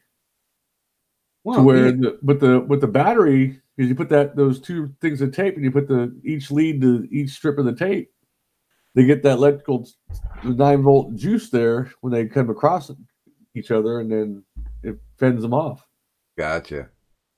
I thought it was pretty ingenious. Like, look, I gotta do that. That looks fun. I gotta buy me some snails and watch it. And I have to disagree with Jolly Roger Spilchwater. He says honeysuckle is awful though, because it literally kills everything. No, not really. It's vining, and it can have a symbiosis for what's around as long as it's hardy enough. Like it won't really strangle out normal bushes, and there's no way it actually kills trees, but I have seen it kill out weeds that we had issues with. So, yeah, kind of a good thing, kind of a bad thing. But well, let's see here. So we're at the bottom of the hour, and I want to make sure that people know that your links are down there. There's the Twitter and the YouTubes. Now, we've been talking about bees, and hey, I've got a feeling that there is going to be honey and comb that will be available. If there's anybody in the chat who has an express interest, where are they going to get in line behind me? Well, we'll have to hit my DMs. Right now, the comb system that I put on, in the latest video, I assembled it. It should provide, if the bees and the nectar flow is great, about 32 8-ounce honeycombs. No. The raw comb honey, which it'll come straight from the hive. I'll freeze it real quick just to make sure that anything that's in there that's not supposed to be in there dies off. Let it thaw out, put it in the plastic, and then it'll be ready for shipping. So, well, and here's the thing that I need a comb. Yes, John Doe, I do need a comb. Maybe two, because Nurse Wicked has never had has never had comb before. And when I was growing up, that was, to us, that was like the special candy, because my grandfather had a friend who did raise honeybees, and there was a certain special time of the year, kind of like how when people go nuts over Girl Scout cookies, you only get them one time of the year. Well, this guy, basically how his cycles were set up, he would basically take everything to market at once, so to speak. Yeah, well, they got the two different honey flows a year. You get the spring one, then you have the fall one. So depending on, like right now, I'm doing the comb honey because I haven't raised enough money to get a honey extractor, which those are $300-400. You can put the frames in, and then you get the bottled honey. So right now I'm just working on the comb honey for right now until I get the extractor set up, and then from there I can go and make the. In the one hive, I may get some honey out of it, but I'm hoping to get a few splits this next year, catch a few swarms, and then increase my hives, and then of course increase the honey production, and I get some more of those the round Ross comb frame kits. These are the ones that are really no mess. You don't have to cut it out, so you don't have the honey losing any honey oozing. It's all self-contained in the little system. The bees build the comb in. So yeah, and it is like candy to me. It's like the old what do they call? They used to call them nickel nips. Yeah, you had that on your stream the other day. Yeah, where candies, where they just put sugar water inside of wax.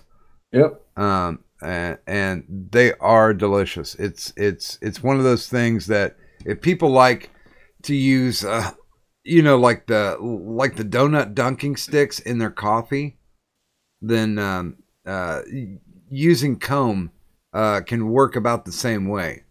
And plus, it flavors your coffee up a little bit better.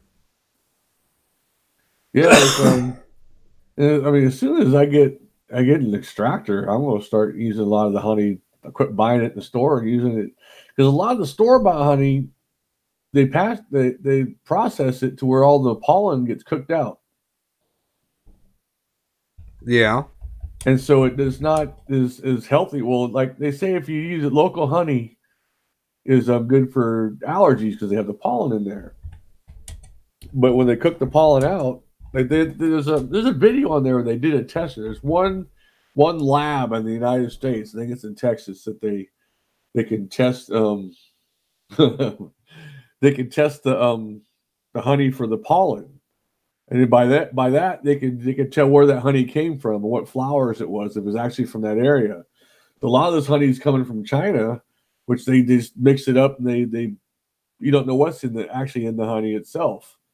Well, and one of my favorite things, and I don't know anybody who currently makes it right now, but this was early 90s. When I do a lot of camping or hiking, one of my favorite things to have was coffee beans rolled in bee pollen.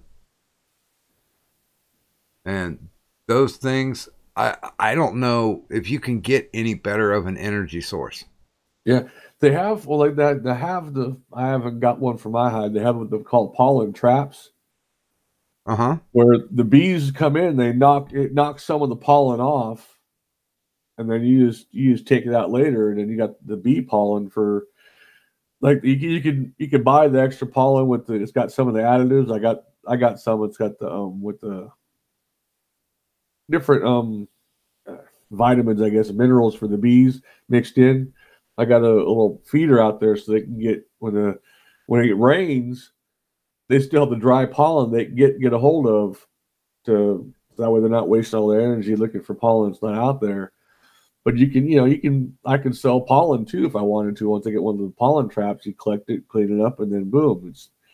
But see, you do that. To do that, you'd have to really have more than just one hive. I'm kind of once I get 2 or 3 or 4 hives going in my area, because the other thing too is some of these people get too much hives than what the area can sustain. Mm-hmm. So where if there's not enough nectar source, one of the hives is not going to get enough food, so he's going to die off because you got too many bees working in one area. Just like the deer, they overbreed. Well, the food sources die up, and then some are going to die off. So. Well, and I would think it's like with anything, you have to figure out the natural way that the environment around can bear what you're doing. Because, yeah, I mean, if you rush forward, you've got all the money in the world. You got a wallet that's just spilling out with cash. And you're like, okay, I want to do 20 hives. Well, around you, can the actual environment handle any of that? I mean, yeah, that seems like a very intelligent question that you want to ask, because if you do the overproduction, you're basically killing everything off at that point. Yeah, because out here in Tennessee, it's a lot of canopy. Like there's a 1,000-acre nature preserve right across from our property that's facing the sun.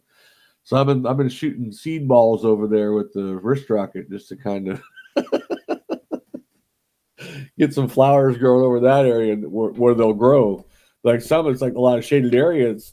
Like there's a few trees I still need to take down so I can use part of my five acres is like a meadow area, so the bees will have lots of variety of stuff. I'll have my garden and stuff too that we're doing. But well, what's your biggest challenge with being able to have a productive colony?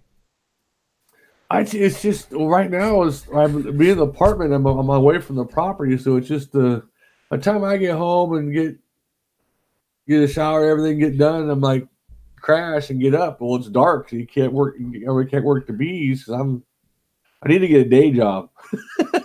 That's what it is. And then once we move up, get the house built, and I'll be out on the property 24/7. I'll have more time to sit there and look at them, because they get the swarm seasons coming up. But what you can do if you're really into it, you can sit and make a split where you can take the swarm cells and some of the other bees and set off and make another complete separate hive. And you trick the queen, the old queen, into thinking that they've swarmed already because there's lots more room for the bees to build up. And then in the other hive, they have the bees of the queen cells. The new queen will hatch, and then that colony will take off from there. or you can wait and catch a swarm. So there's ways of doing it, but I can spend more time once I'm on the property this next year actually working on it, building more, get more frames, get more the hives set up, and that aspect of it. I get more focus on it than I have been. Well, so basically it's just a time challenge for you currently. Yeah, right now it's just like I said, the time and, you know, just all the stuff I'm trying to do, and there's not enough hours in the day to get them all done. So now you're and I know I have talked about this ad nauseum, that I would love to see a series of what and how you're doing as far as with the bees go. But in our talk, it seems that you're a little more focused going the other way with the other hive definition. well, actually, I'm working on both. Like I said, this is today I put the first video of me working the bees. I didn't have any talking in it, just some music in the background and giving a variety of different things I've been doing. And a while I'm trying to figure out a good setup to have it like over my shoulder to see the hive. But where I have the hive placed right now, there's not a lot of room. Mm-hmm. It's like a cliff drop off, and it's really so. When you're working, I need a lot of room to move stuff around. So once I get it set up to where in an area I'm comfortable, the camera on a tripod, or I get a GoPro with the chest attachment or something like that with a better camera thing, I will do more in-depth videos when I'm working the bees and than I am now. It's just I'm really picky about what I put out sometimes. Yeah. And so I won't just rush something out, and it's got to, you know, kind of like this bees. It's the filming I did on some of these about a week ago. I got the footage from the bees, and then just putting it all together and finding the music I used this time wasn't great, but it was the copyright free stuff that I could find that kind of, you know, played into what the bees were doing, and for the most part that I could find. So I want to start getting into some of these, you know, the stuff that I do. Like I process the comb honey. I'll make a video of that because I can do that inside. Yeah. Have the frames on the super on the table, and actually have the camera set up, and actually, okay, this is what I'm doing here. And well, and that process. And one thing I always suggest to anybody who's looking to not have to get struck or is looking for free music, there's still a place online called the Gratis Library, and it's legitimately people who put up musical stuff for free use, as long as you credit them in the video descriptor, then they are good to go. Yeah, there's a few I'm looking into that kind of sites like that. Once I start, you know, the guy who turned me on to it was the guy who wrote the Friday the 13th score, Harry Manfredini.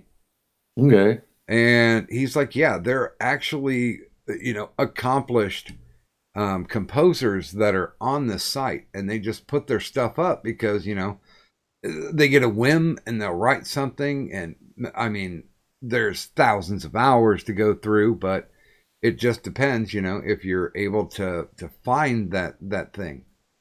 I'll have to check that out. Yeah, because I mean, I like it when they say the word free. Yeah, Nurse Wicked got a good question. Yeah, I know Nurse's sitting over here looking at me going, stop talking and read your chat. Let's see. For those of us who are allergic, what is the best way to avoid a sting if there are bees around? Do you stand still or do you move? Well, depends what kind of bee you're talking about. The honeybees, as long as you're not in front of their hive, you're fine. They're out there interested in getting the nectar source. I mean, if you put some snow cone syrup, like we used to do as a kid, on your finger, they'll land on your finger and lick the snow cone syrup. They're not interested in stinging you. They'll only sting if they're protecting the hives or protecting themselves. So if you're like around the flowers with honeybees, you're fine. Now, yellow jackets, movement attracts them. So they key onto that. So the faster you run, the faster they're going to follow you. So you got to try to just move slow. You want to move, but move slowly is the word. You don't attract the yellow jacket. They key on the movement. So I was going to say, yellow jackets and sweat bees are dicks. Yeah, yellow jackets, I eliminate them on site. Can a carburetor cleaner and a torch works well for the ones that are flying out of their hive, depending where their nest is. We had one in our fence post, metal fence post, that set up a big old hive in the actual fence post. But there was only one way in and one way out, and an old friend of the family said, well, all you need is a potato. And I'm like, what are you talking about? And it's like, just take a potato, cut it in half, make sure it's the circumference of the hole that they're flying in and out of, and just scrunch it down on there. There'll be gases that are released from the potato that will there's not only the asphyxiation point, but it will suffocate them with the gases that the potato creates. And we tried it, and it wiped out everything in that pole. Yeah, well, the diesel fuel works good too. That's what my dad used to do. Yellow jacket nest in the ground. You just go out there at night once they're all inside, because they fly in the daytime. He goes out there and pours some diesel fuel in their hole, and that takes care of them, man. Yeah, I'm still incredibly paranoid about bees, except for I found out that honeybees and yellow jackets will send me directly to the hospital. Sweat bees won't, but they'll sting the shit out of you. John Doe, I don't even know how to ask this question. What is the type of bees is the giant black bees? I'm not sure. You mean bumbles? There's that new one that they've found. I guess it's the tropical carpenter bee is the largest of the carpenter bees. So I know that the carpenter bees look like bumblebees, but they're not.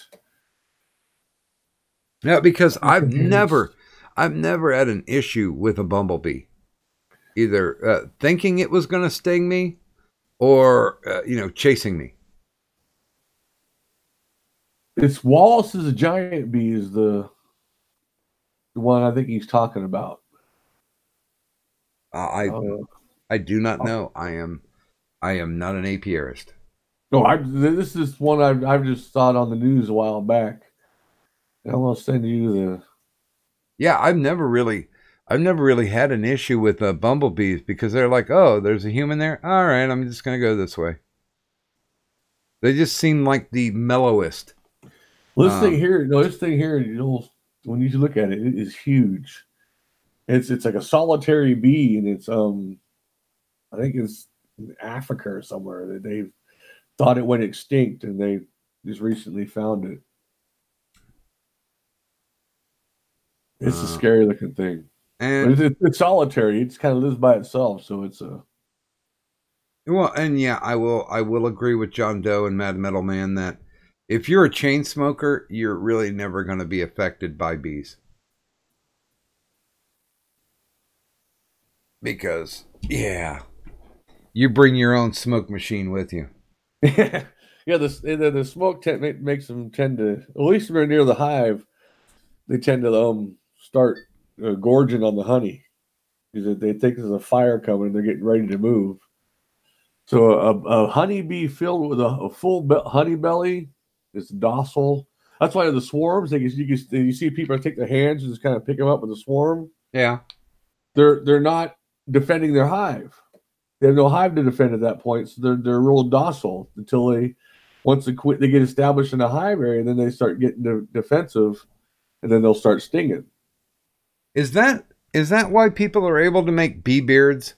They put a pheromone on there, yeah. And it's like they think the bees think it's a queen, so they're not in the hive protecting the hive. They think they're on the queen, so they just kind of they're real docile and gentle, and you can kind of have them on your hand and all that good stuff because they're not defending the hive.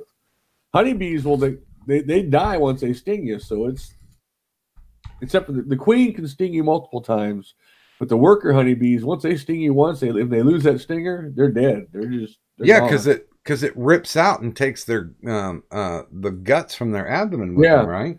So they sting as a last resort. They're not like the yellow jackets that come out there to sting you to say, "Ha, I can," you know. Oh yeah. John Doe is saying the big black bees are very slow and can't maneuver for shit. Well, bumblebees really can't either. Yeah, the carpenter bees, and that's what you're talking about. The ones that drill holes in your house. I found a real fun way for them. I got one of those bug zapping tennis rackets. They make the sweetest pop when you hit them. Between the bee hitting the metal and that little electrical shock getting them, man, it's a nice little crack, man. See, now I'm taking a look at him. It looks like a black bee, but you know, because it's got the hair around them, it looks like that's what they pick up the pollen with around their, I'd say, upper torso. The bees, the honeybees have on their legs and the pollen sacs on their legs. Uh-huh. On my video I put out today, you can see because a lot of the pollen they're getting was white. And it's on the back of their legs, it's like little saddlebags. They just got they're coming in with these big pollen on their legs. And they'll get it all over them, but the majority of the pollen getting in the pollen sacs, then the honey's in their honey sac that they regurgitate the honey into the comb and let it ferment, and it, you know, nectar turns the honey. Once they cap it off, then it's ready to go. But yeah, I noticed that in that video you are using a smoker.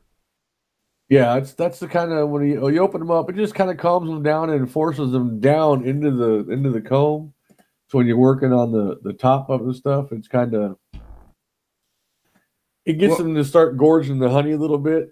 And puts them out of your way? Well, what's the smoke? It's just a burlap. We can burlap, wood chips, anything that kind of gives you a clean smoke that something that can smolder in the hive. The bellow kind of blows the air at the bottom of the smoker. It's actually smoking food, basically the same process, but just it's a smoker that puts the smoke out the little nozzle there, and you can direct it to where it's. Now correct me if I'm wrong, but it doesn't seem like there's been a lot of technological leaps as far as the care and maintenance of a beehive. No, outside of the flow hive where it's, you get the turn the crank and you get the honey that way. I've seen different things on that. People say, oh, it's easier on the bees, but I said, not really, because the bees have to go in there and uncap. Unless you take that frame out that you just opened, the bees have to go in there and uncap all those frames to re-put the honey in there. So it's not as effortless as they make it look like. Of course, once they get your money, they don't care. You know what I'm talking about, the flow hives? Mm-hmm. That system there, I've heard both good and bad about it, so I'm not going to go with it. It just seems it's more expensive than a regular comb. That's what the bees do, what they do naturally. Well, and it does always seem like somebody's trying to come along with the bigger, better mousetrap. But in a lot of cases, you really can't improve on the experience. I mean, what, thousands of years of beekeeping. That's a backyard beekeeper that doesn't want to spend the $300 for an extractor, or all the money in buying the comb system that I got and stuff. It's not enough. It's cheap. That might be the way to go for some people. Well, I just I looked at it and said, nah, it's an interesting new gimmick and it's kind of cool. And then you have to buy the certain. I said, nah, I'll stick with what I got and go that route. Well, I'm honestly looking forward to setting the EpiPen next to me and eating some comb. Why would you need the pen next to you? Just in case. There'll be no bees in my stuff when I send it to you. So. I always play to the side of paranoia. You know that. That's only because I like you. Yeah. Okay. It's like that one time out in the Marine Corps out in 29 Palms, I found a baby rattlesnake. And I caught it and I stuck it in an ammo can. I had the ammo can in my pack. Well, somebody told the lieutenant that yeah, but he's got a rattlesnake in the ammo can. They're counting the ammo. So they're looking for me panically. The lieutenant was looking for me. He came across me. I was coming back to the platoon. So I was trying to sell it to somebody else. I said, hey, I'm trying to make some money out of this. Hey, I'll buy a rattlesnake. He goes, you got a snake in the ammo can? I said, no, sir. Not nose. Besides, I like you. He's kind of looked at me and go, great. This guy is psychotic. Hey, by the way, you put it in the sleeping bag at night. Hey, the snake bit him. It wasn't me. Yeah, my brother was stationed out at Fort Bliss for a while doing nighttime maneuvers. And the biggest problem that they had was scorpions. And there were people who, during the day, were collecting scorpions just to mess with other guys. Yeah, it was. Well, there's a few. The scorpions out in the desert got pretty big too. So there's a few of them out there. So yeah, it got to the point where people got the clue that they're just not going to slide into their sleeping bag. It was time to take a look before they did anything else. Yep, that was always a good thing. That's why you roll it up before you after you get done. Oh yeah, it's an extra 10 minutes. Your extra 5 minutes, roll that thing up and get it tucked away. But I tell you what, it's a lifesaver when it comes time to go to bed. Well, and he also said that one of the things that they like to do as well was take an extra pair of socks when they took their boots off and pull the socks over the top of the boot so nothing could get into the boot.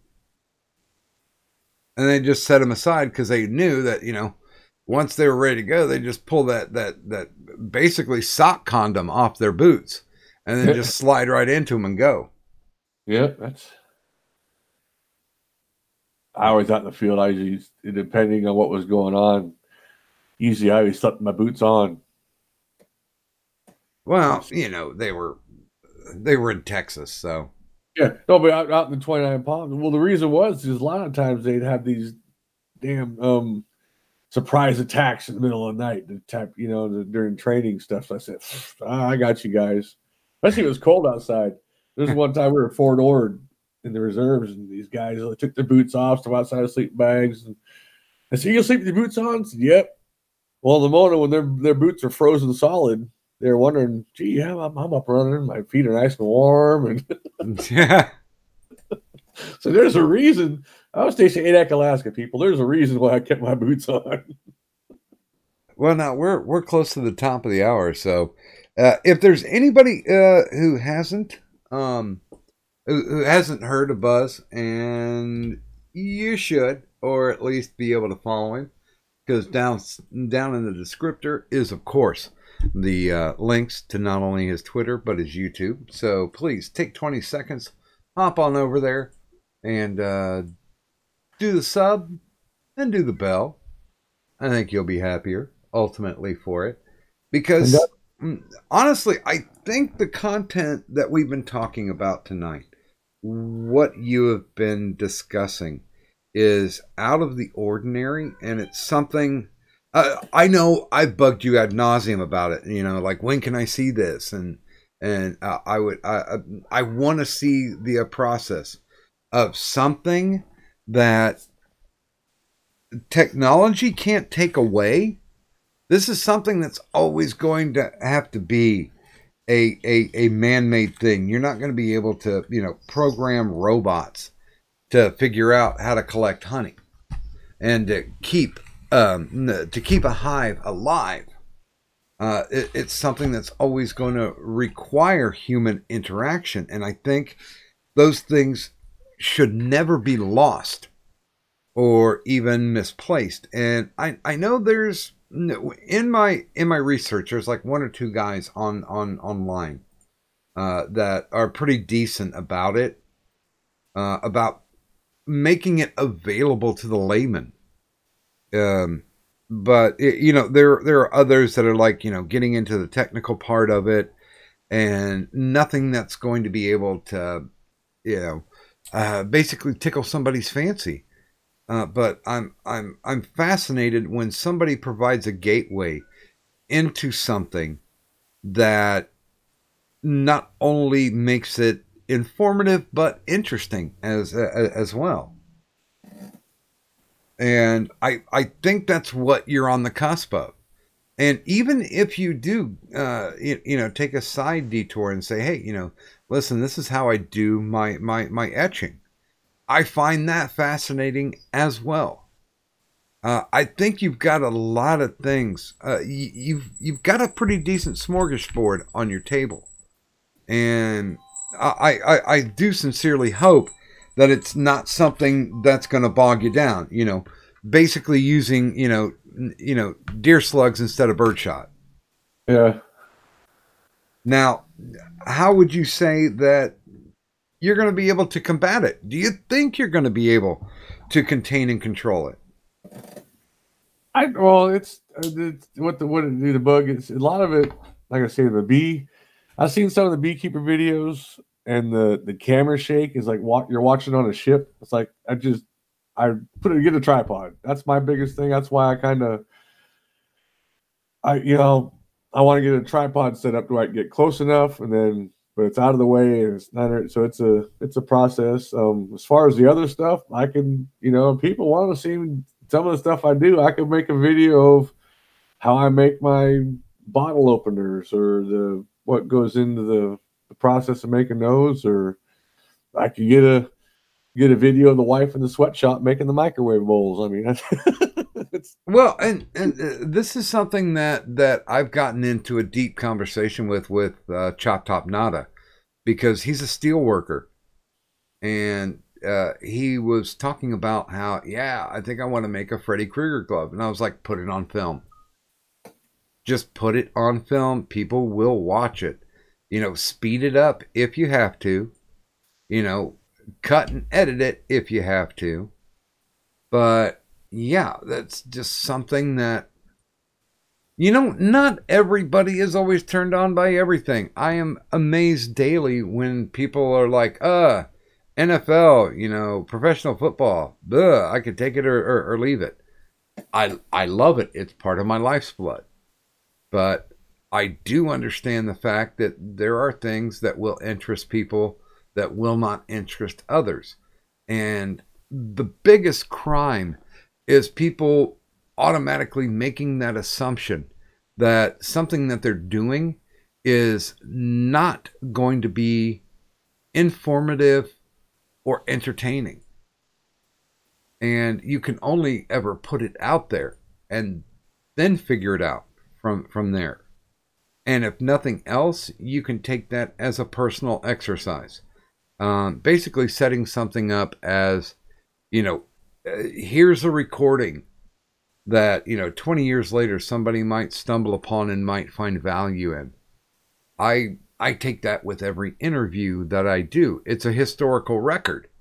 As Sir Adamantine has said many times, this is a historical record of things that you're doing, and some of these people might grow to huge heights, and some people might not, but that doesn't make the content any more interesting, informative, or educational. Well, I'll start making videos of some of the props and stuff. I gotta start getting on a project, and I forget to put the camera up and say, okay, I should record this. I just start getting on it, and it's done. It's like, okay.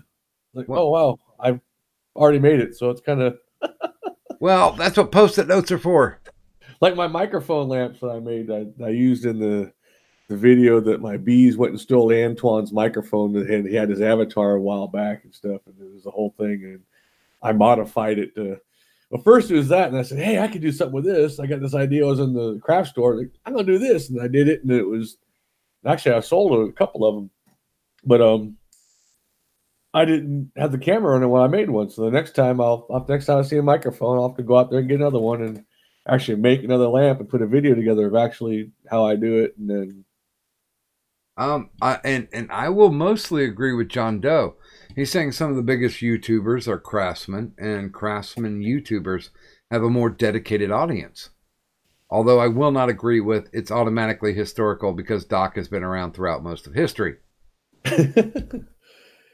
See, man, my craftsman stuff kind of comes and goes. So it'll be if I do it on my channel, it'll be a kind of one-off thing until I come up with another thing going on. I'm not a dedicated not like Stalvin, who he's boom. He's got his forge and he does the forge stuff. I'm all over the board as far as stuff that I do. So well, yeah, but that doesn't make it any less intriguing.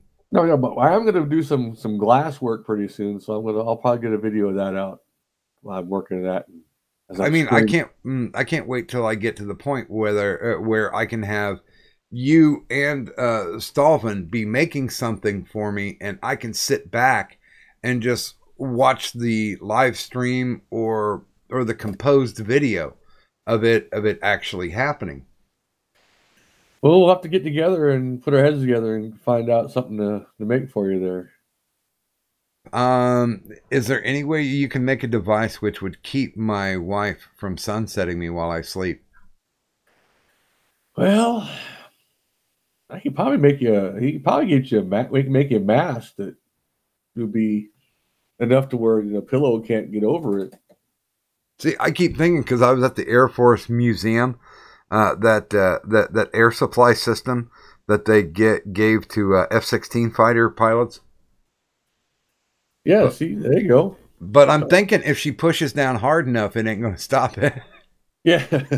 Well, yeah, the CPAP machines they got that little plastic hose, so they could probably just kink that off. And well, or they just pump some gas inside it and put it right in there. Boom, makes it easier.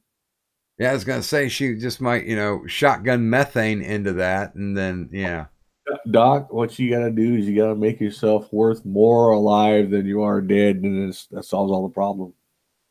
I don't know. That's in the balance right now. I mean, she enjoys jumping in on chat and listening to the lunatic stories that I tell about my past life. Because she'll do the, I didn't know that you did that. And I was like, yeah, here's a scar. See, I don't have a life insurance policy on me. That's why I stay alive. It's gonna, it's too tempting to have accidents, Hey, even though I'm like 175 pounds, she doesn't want to deal with having to dismember or hide the pieces. So I'm okay right now. Actually, I'm looking at your avatar there on the screen. Some of the microphones I make resemble that one you got there. They're in my videos. You can see the actual of them lightening up, and I'll send you a link to that one that I used where I kind of debuted the enchanted microphone. I actually have one of those microphones that came from a drive-in that they would use to do all their announcements on. And I still have the piece, and it's in working order. It's just, I'd really have to figure out a very intricate way to modify it to be able to use it. Oh, thank you, Cat, for walking on my back. Really, the claws were awesome. Yeah, apparently the cat's trying to warn me that we're past the 2-hour mark. Now, I do know you've got work to go with, but I do want to make sure, because I think personally this is important for those out there who are listening, who are upstarts, who are making their way, regardless if it's a mass appeal or like John Doe was talking about, a more focused appeal by a craftsman. What type of information or encouragement would you give them?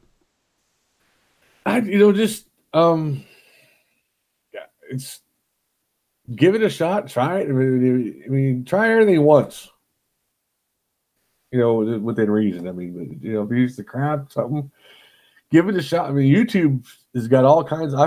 Keep finding more ideas and stuff to mess with on YouTube. Just like, okay, this is how you do this. Okay, like the glass lamps that I made. I was like, how do you drill a hole in the back to get the electrical cord in there for my whiskey bottle lamps I make? Well, there's a YouTube. Okay, they give you the tips of how to drill the glass, and all right, then that's how I learned to do some of the things I learned on YouTube. Or I took a course somewhere, or local craft shop that, like the Joann's. You go in there, they have the little classes on the different machines that do the cut vinyl and stuff like that. So I'm putting it in link. I'm putting the one video where I kind of featured a lot of my special effects and the lamp the microphone lamp that I modified. So okay, that'll work. But yeah, it's a matter of like the microphone lamp. I just happened I got the lamp first as a prop. I mean, actually, it was just the wire microphone display thing. It was just generic by itself.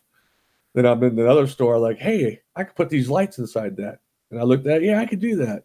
So I did it in there, and then the one it's got a remote on it, and so it's a matter of just putting it together. And I got it together, and it worked, and I liked it, and I got a couple for sale in our shop, and they haven't been doing. I've changed another one up. It's got the Christmas lights in it. If you don't like just the plain white ones, I can do the different colored variations too. So it's gotcha. The next one, I have some Mardi Gras colored lights. I think I'll put in the next microphone when I make, and I'll make a video of that, how I did it. Well, wait a minute. Put that one out there. If I'm enough of a Saints fan, the Mardi Gras lights are usually purple, yellow, and pink. These are like a purple and green, I think. So it's kind of. Nurse Wicked's correcting me, saying purple, green, and gold. See, now the New Orleans Saints are my favorite team, but I have never seen them play at home, so I just have to guess now about colors.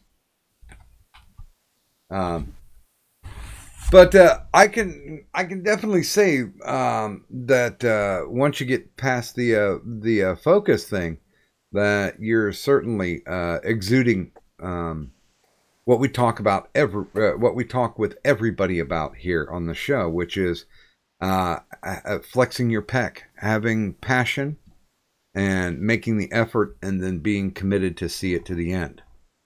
And I think that's wonderful. I think that's brilliant. And you don't need 100,000 subs to be able to get that point across, because I think the people that are going to be watching your videos in the future are going to be inspired. And hopefully they'll be able to share in some of the bounty that's going to be happening. As a matter of fact, Irate Prostate said in the chat that he loves honey. So if you do, just DM Buzz. And later this year, I'll have some available. Yeah, get on the waiting list, because as far as subs go, I like quality over quantity myself anyway. So, I have I legitimately have no idea why over 500 people have subbed to me, but I'm going to say that they're quality people because they actually took the effort. Yeah, so but yeah, I tell you what, let's go ahead and I'll throw the quick wrap up here, and then we'll be able to get you to work on a timely time. Yeah, once again, down in the descriptors has pretty much everything. If you would like to get a hold of Buzz or check out some of his new videos, his Twitter and YouTube links are down there. Take the 20 seconds, jump over, sub, ring the bell, and you'll be up to date on any of his videos that come out. If you have a question for Buzz, then certainly hit him up on the Twitters. Of course, down there is my Twitter. If you have any suggestions about anybody that you think I should be interviewing, then I would certainly take the time, take a look, and see if we can get them on. Because I would say currently right now, a quarter of the guests that I have are from audience suggestion. And I appreciate them, and they have not disappointed. Also, I do have a Streamlabs down there and a Patreon, which I call the Enablers because that's the money I use to buy my liquor. And, of course, there's my TeePublic store down there, which not only has Doctor On Call merchandise, but as well does have the best of bootleg Medicare merchandise and the Insomnia Ramble stream, which are shirts that I will definitely recommend. Also, I get my embroidery done through the Queensboro Custom Logo Apparel website, and I've got the link down there for that. But I think most importantly, below that is my prescription for additional entertainment. These are people I like to watch. Now, they may or may not have a boatload of subs, but I feel that their content is interesting, entertaining, and definitively worthwhile. So if you do have the time and the predilection, please feel free and click on some of those and see if you like them. If you don't, you get your money back. But hey, it was a free suggestion anyway.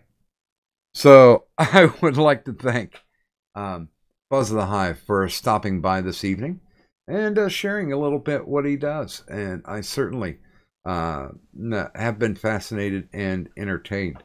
I appreciate you very much, sir, for stopping by. And thanks for having me. It's been my pleasure. And of course, tune in to us next time.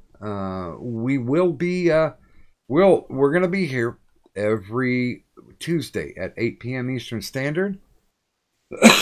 Pardon my cough. Next week, we'll be sitting down with Tom Pinoy of Pinoy News.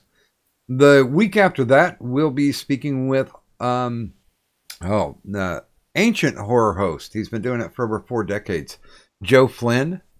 And then on the 23rd, we'll be talking to the lead guitarist for the Alice Cooper Band, Ryan Roxy. And we'll be finishing out the month speaking with Cecil, the operator, owner, and everything else of Good Bad Flicks. So please feel free, mark your calendars and tune in for us.